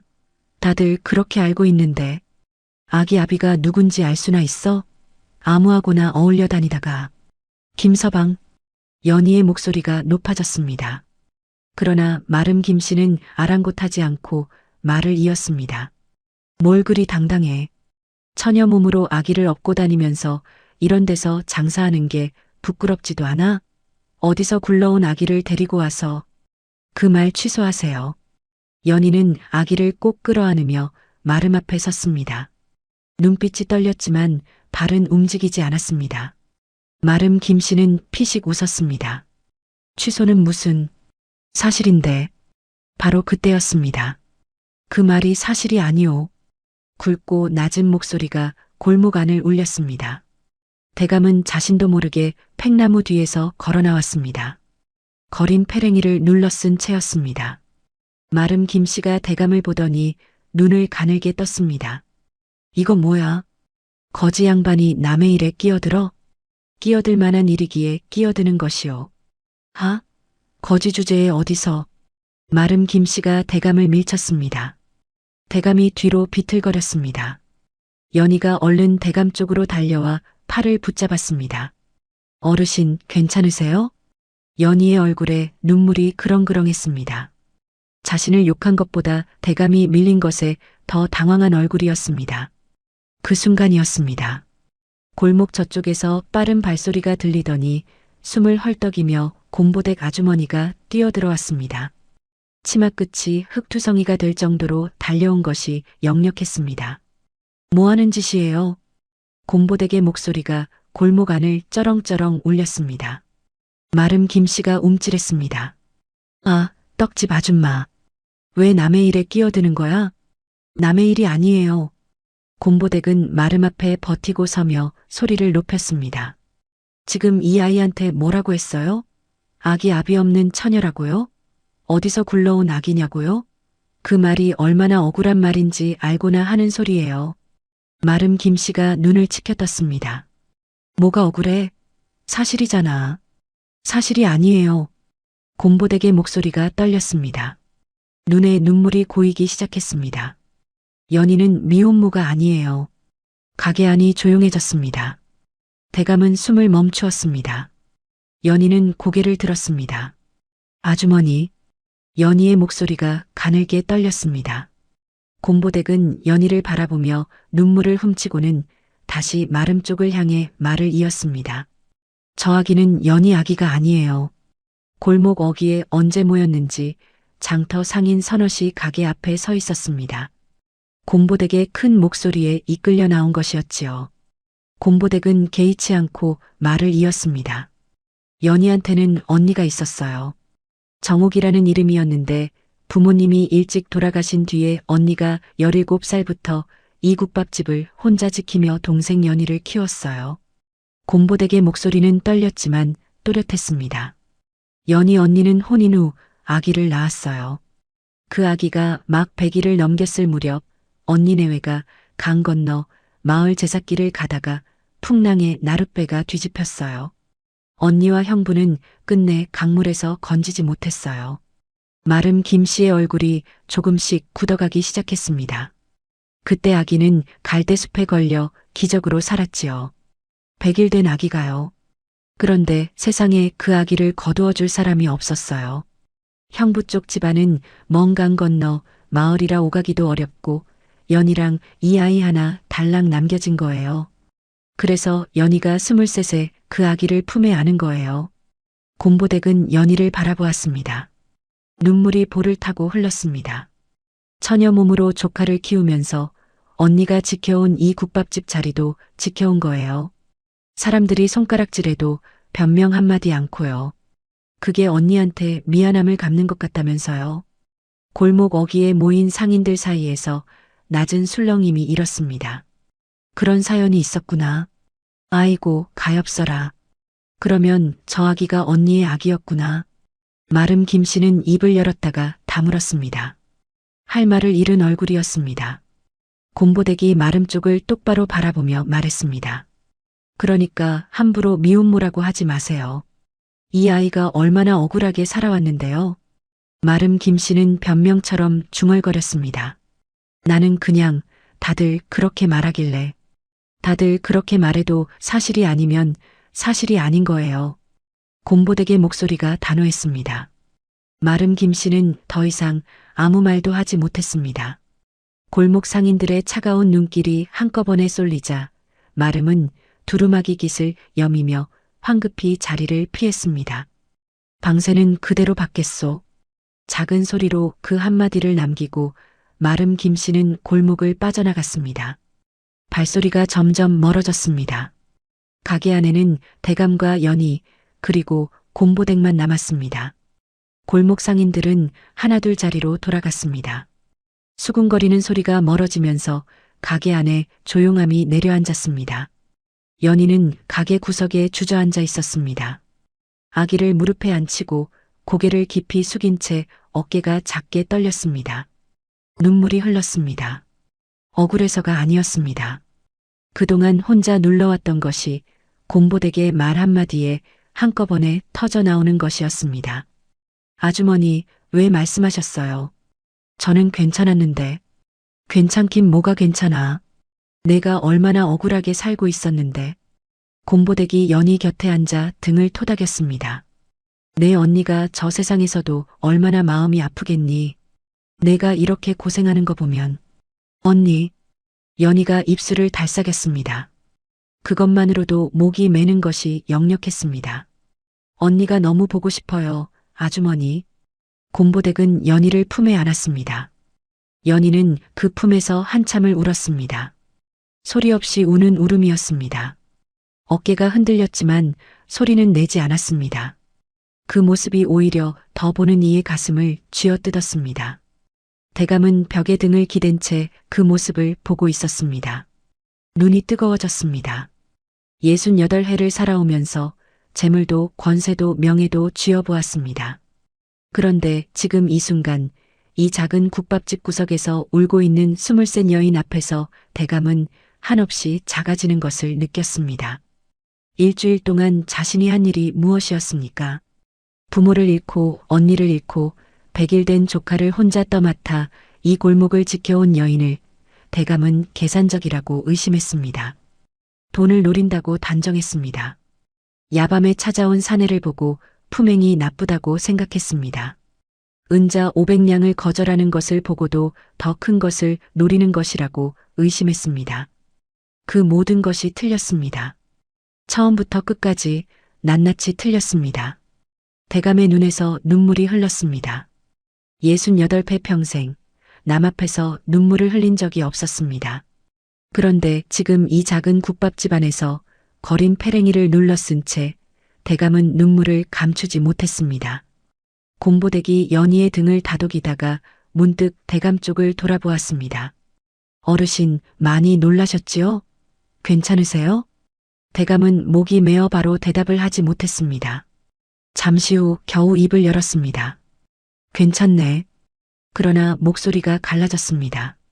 곰보댁은 그 목소리에서 무언가를 느꼈는지 잠시 대감을 바라보다가 다시 연희 쪽으로 시선을 돌렸습니다. 연희는 눈물을 닦고 아기를 바라봤습니다. 아기는 연희의 무릎 위에서 아무것도 모른 채 옹알이하며 작은 손을 허공에 뻗고 있었습니다. 연희는 그 손을 살며시 잡았습니다. 우리 아가는 걱정하지 마. 이모가 여기 있어. 이모. 그 한마디가 가게 안에 조용히 울렸습니다. 대감은 그 말을 들으며 눈을 감았습니다. 처음 이 가게에 들어섰을 때 들렸던 그 단어였습니다.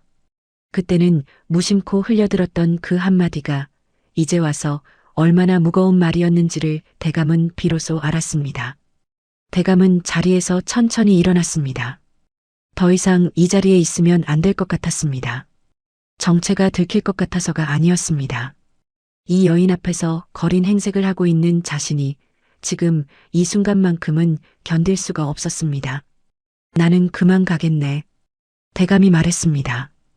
연희가 고개를 들었습니다. 눈가가 아직 붉었지만 대감을 보는 눈빛은 맑았습니다. 어르신, 오늘 국밥도 못 드셨는데 오늘은 됐네. 대감은 문 쪽으로 걸어갔습니다. 문을 열다가 한번 멈추었습니다. 연희 아씨. 예, 어르신. 잘 살고 있는 것이요. 아무도 몰라줘도 잘 살고 있는 것이야.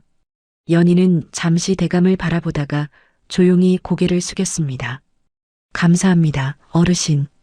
대감은 가게 문을 나섰습니다. 골목에 찬바람이 불었습니다. 그러나 대감은 걸음을 멈추고 한동안 그 자리에 서 있었습니다. 가게 안에서 곰보대기 연희를 달래는 소리가 들렸습니다.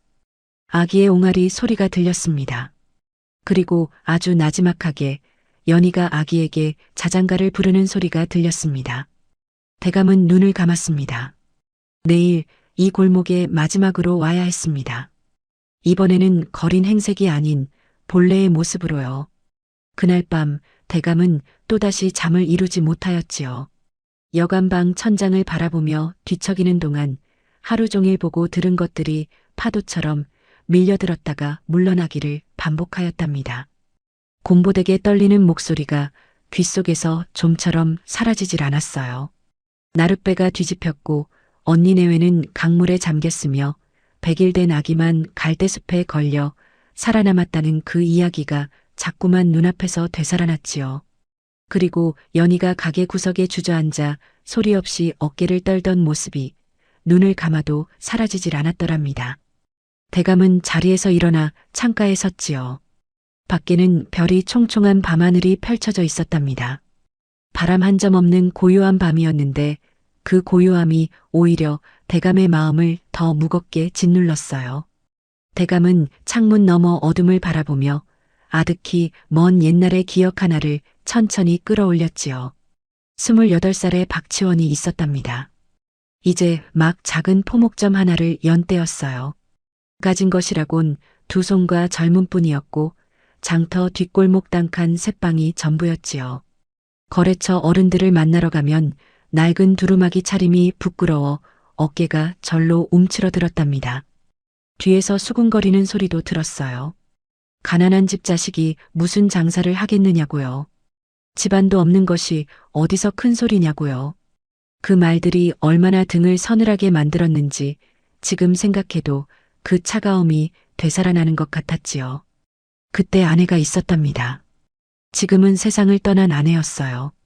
얼굴이 갸름하고 눈이 맑았던 그 사람이 어느 늦은 밤 장부를 들여다보며 고개를 떨구고 있는 대감의 등을 조용히 쓸어주며 말하였지요. 여보, 당신은 할 수 있어요. 내가 당신을 믿으니까요. 그 한마디였답니다. 그 한마디가 28 청년 박치원을 여기까지 오게 하였어요. 만약 그때 아내가 없었더라면, 혹은 아내가 자신을 믿지 않고 돌아섰더라면 지금의 박치원 대감은 세상에 없었을 것이었지요. 대감은 눈을 감았답니다. 그리고 깨달았어요. 지금 세준이 연희를 바라보는 눈빛이 그때 아내가 자신을 바라보던 눈빛과 같다는 것을요. 그리고 연희가 세준 앞에서 스스로를 낮추며 물러서려 하는 마음이 그때 가난하였던 자신이 아내에게 미안하였던 마음과 같다는 것을요. 사랑하기 때문에 짐이 되고 싶지 않다는 그 마음이 얼마나 애틋하고 또 얼마나 어리석은 것인지를요. 대감은 창문에 이마를 기댔지요. 68해를 살아오면서 이렇게 부끄러운 밤은 처음이었답니다. 재물로 사람을 가늠하고 문벌로 사람을 재단하고 겉모습만 보고 속을 들여다보지 않았던 자신의 오만함이 이 고요한 밤에 낱낱이 드러나는 것 같았어요. 아내가 생전에 늘 하였던 말이 떠올랐지요. 당신은 사람의 속은 보지 않고 겉만 보는 분이요. 틀린 말이 아니었답니다. 대감은 먼 하늘을 한참 바라보다가 돌쇠를 불렀어요.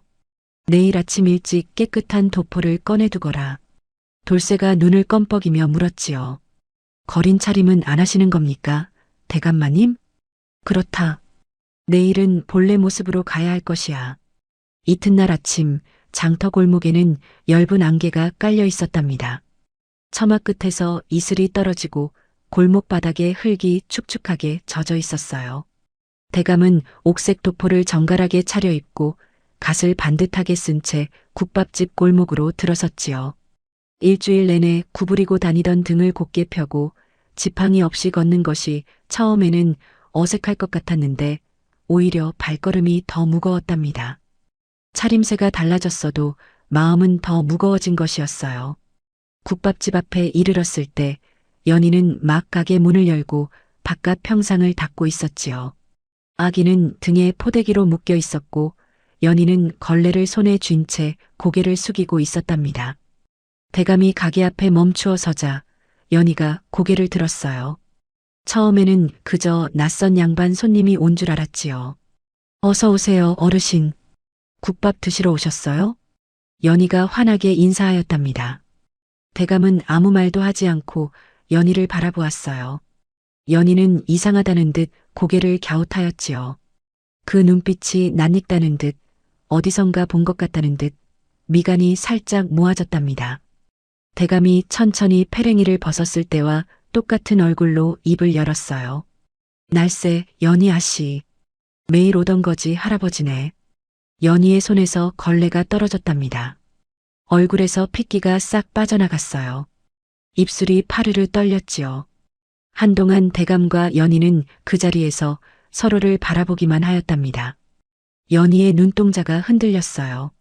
일주일 동안 매일 국밥을 내어주던 거지 할아버지와 지금 눈앞에 서 있는 반듯한 양반 어른이 같은 사람이라는 것을 받아들이는데 시간이 걸리는 것이었지요. 안으로 들어가도 되겠나? 대감이 조용히 물었답니다. 연희는 말없이 옆으로 비켜섰어요. 대감이 평상에 앉았습니다. 연희는 맞은편에 서 있었지요. 앉지 않았답니다. 아기를 등에 단단히 묶은 채 두 손을 모으고 대감을 바라보았어요. 눈빛은 차분하였지만 두 손이 가늘게 떨리고 있었지요. 대감은 잠시 말을 모았답니다. 일주일 동안 거짓말을 하였소. 연희는 아무 말도 하지 않았어요. 거지 행색으로 이 가게에 드나든 것은 내가 꾸민 일이었소. 연아 씨가 어떤 사람인지 직접 눈으로 보고 싶었던 것이지요. 왜요? 연희의 목소리는 낮았답니다. 단 두 글자였는데 그 안에 많은 것이 담겨 있었어요. 대감은 천천히 입을 열었지요.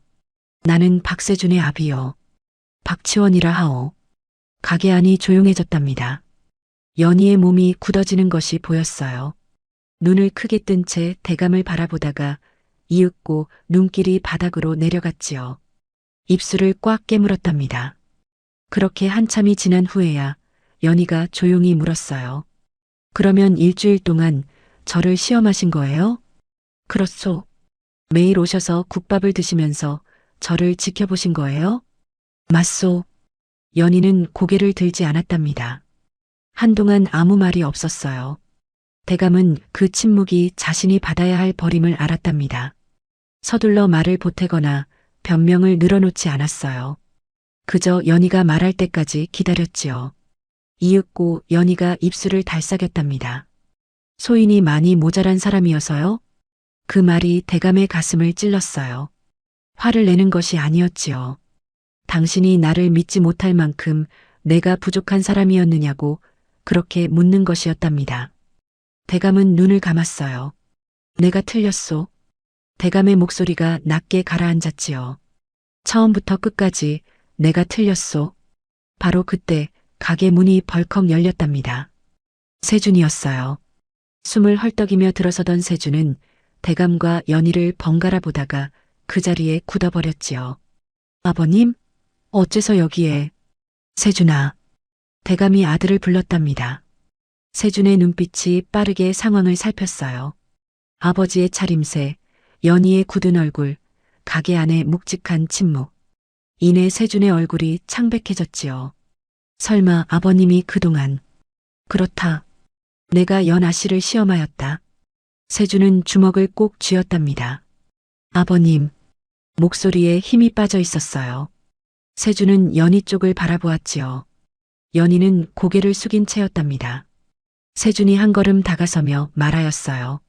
지연아 씨, 아니, 연아 씨. 나도 알고 있었소. 아버님이 직접 확인해보고 싶어 하신다는 것을요. 연희가 고개를 들었지요. 그럼 도련님도 알고 계셨던 거예요? 알았소. 말리지 못한 것이 내 잘못이요. 도련님은 소인한테 왜 아버님 이야기를 하지 않으셨어요? 집안 어른이 어떤 분인지 왜 처음부터 말씀해 주시지 않은 거예요? 연희의 목소리가 높아졌답니다. 평소에 한 번도 내지 않던 높은 목소리였어요. 그동안 눌러두었던 것이 터져나오는 소리였지요. 세준은 고개를 숙였답니다. 미안하오. 먼저 말씀드렸어야 하는데 연아 씨가 신분을 아시면 더 부담스러워 하실 것 같아서. 그것이 변명밖에 안 된다는 것도 알고 있소. 소희는 도련님이 어려운 형편인 줄 알았어요. 그래서 국밥도 더 드리고 걱정도 하였는데 연희의 목소리가 다시 낮아졌지요. 이번에는 울음이 배어 있었답니다. 소인이 우스운 사람이 되었네요. 연아 씨, 나가주세요. 두 분 다요. 연희는 아기를 꼭 안으며 등을 돌렸답니다. 그 순간이었지요. 대감이 자리에서 천천히 일어났어요. 그리고 연희의 앞으로 걸어갔답니다. 연희가 뒤를 돌아보지 않는 채로 대감은 멈추었지요. 그러고는 무릎을 꿇었답니다. 68회 평생 단 한 번도 누구 앞에 무릎을 꿇어본 적이 없는 박치원 대감이 장터 국밥집 헬가닥에 두 무릎을 꿇었어요. 세준이 놀라 소리를 질렀지요. 아버님. 연희도 그 소리에 몸을 돌렸답니다. 무릎을 꿇은 대감을 보는 순간 연희의 눈이 크게 떠졌어요. 어르신, 일어나세요. 이러시면 안 돼요. 용서를 받기 전에는 일어나지 않겠소. 대감의 목소리는 낮고 떨렸지요. 내가 잘못 보았소. 연아 씨가 돈을 노린다고 생각하였소. 계산이 있다고 의심하였소.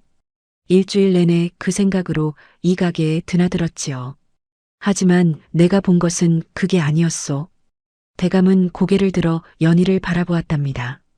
새벽부터 일어나 장을 보고 남줄 것이 없으면서 노인네 밥을 먹이고 은자 500냥을 하룻밤 만에 돌려보내고 사랑하는 사람을 위해 스스로 물러서려 하는 사람을 보았소. 그리고 언니가 남긴 아기를 제 몸처럼 키우는 사람을 보았지요. 대감의 눈에 눈물이 고였답니다. 내가 얼마나 오만하였는지, 얼마나 편협하였는지를 연아 씨가 가르쳐 주었소.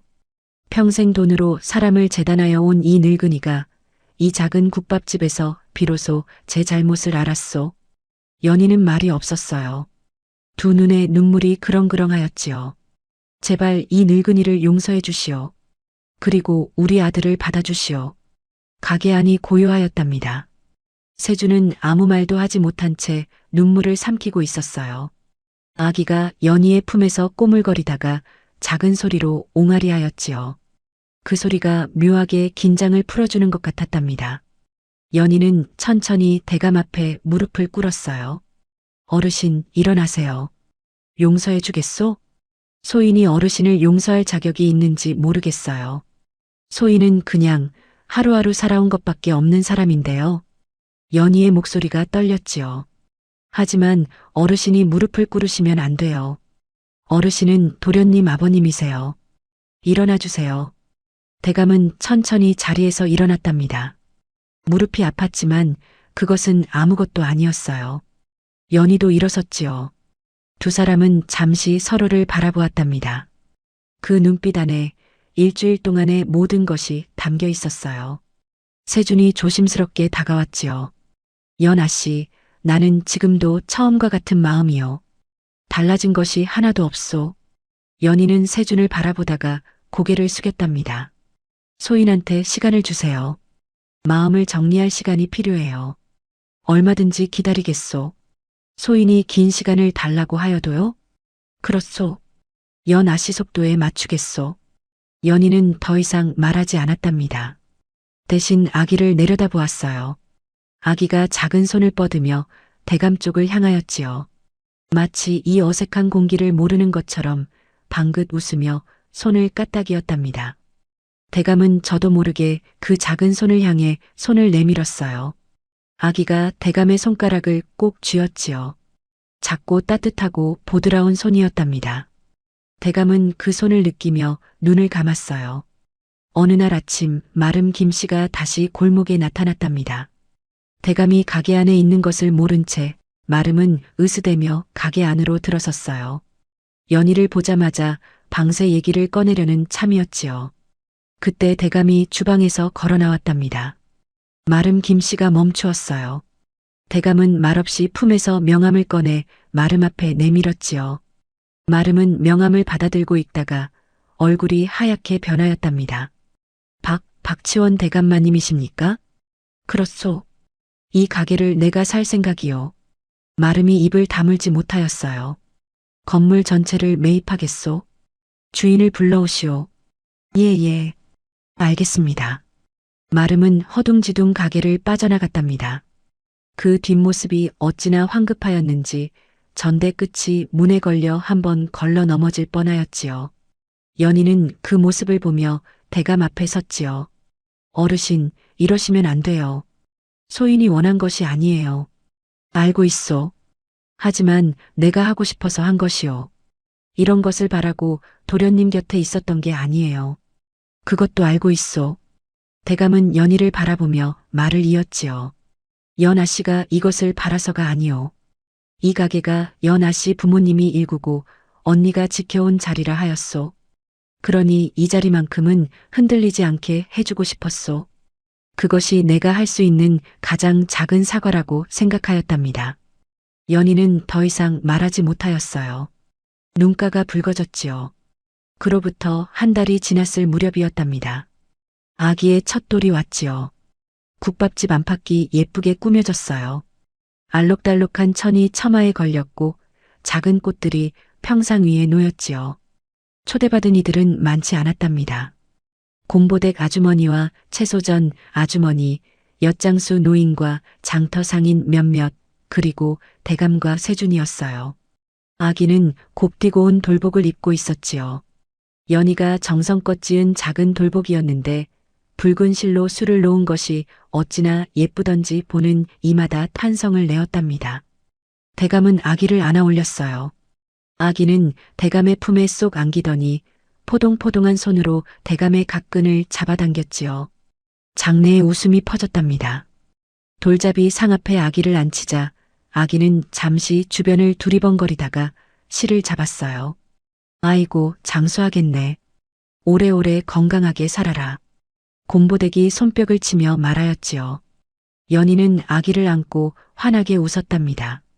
그 웃음이 대감이 일주일 동안 보아온 어떤 웃음보다도 환하고 자연스러웠어요.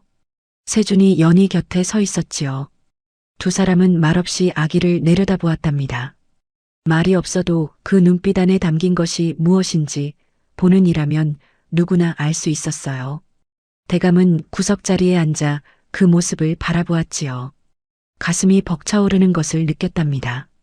평생 많은 것을 이루었다고 생각하였어요. 넓은 전답과 큰 재물과 높은 이름을 가졌지요.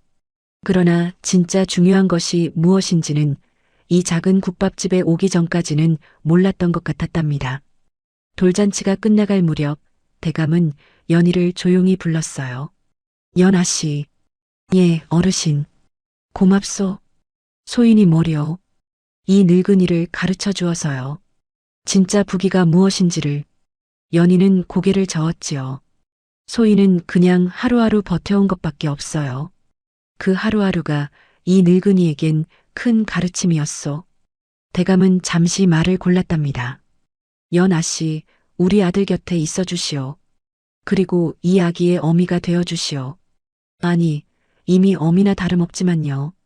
연희의 눈가에 눈물이 맺혔어요. 한동안 말이 없다가 연희가 고개를 들고 대감을 바라보았지요. 소인에게 시간을 좀 더 주세요. 얼마든지요. 어르신이 그렇게 말씀해 주시니 조금은 덜 무섭네요. 연희는 그렇게 말하며 웃었답니다. 눈물이 그렁그렁한 채로 웃는 얼굴이었어요. 그때 아기가 연희의 품에서 몸을 비틀더니 대감 쪽으로 손을 뻗었지요. 대감이 손을 내밀자 아기가 그 손가락을 두 손으로 꼭 쥐었답니다. 작고 따뜻하고 보드라운 손이었어요. 대감은 그 손을 쥔 채 눈을 감았지요. 국밥집 창문으로 오후 햇살이 비스듬히 들어왔답니다. 금빛으로 물든 가게 안에서 아기의 웃음소리가 맑게 울렸어요. 세준이 연희 곁에서 웃고 있었고 곰보대기 눈물을 훔치며 웃고 있었지요. 장터 상인들도 덩달아 웃고 있었답니다. 대감은 그 모습을 바라보며 생각하였어요. 일주일 동안 거린 행색으로 이 골목을 드나들던 그때 진짜 거지는 자신이었다고요. 마음이 가난한 거지였다고요. 재물은 있었으나 사람을 볼 줄 몰랐고 권세는 있었으나 따뜻함을 잃어버린 사람이었지요. 그런데 지금은 달랐답니다. 이 작은 국밥집에서 20셋 어린 여인에게서 그리고 100일 된 아기의 작은 손에서 대감은 진짜 부귀를 찾았어요. 돈도 아니고 명예도 아닌 마음의 넉넉함이었지요. 아기의 손이 대감의 손가락을 꼭 쥔 채 놓지 않았답니다. 대감은 그 손을 바라보며 조용히 웃었어요. 이것이 행복이구나 하고요. 여러분, 오늘의 야담은 여기서 마무리되었답니다. 진짜 부귀는 재물이 아니라 마음의 넉넉함이라는 것, 이 이야기를 들으신 여러분도 오늘 하루 조금 더 부유해지셨기를 바랍니다.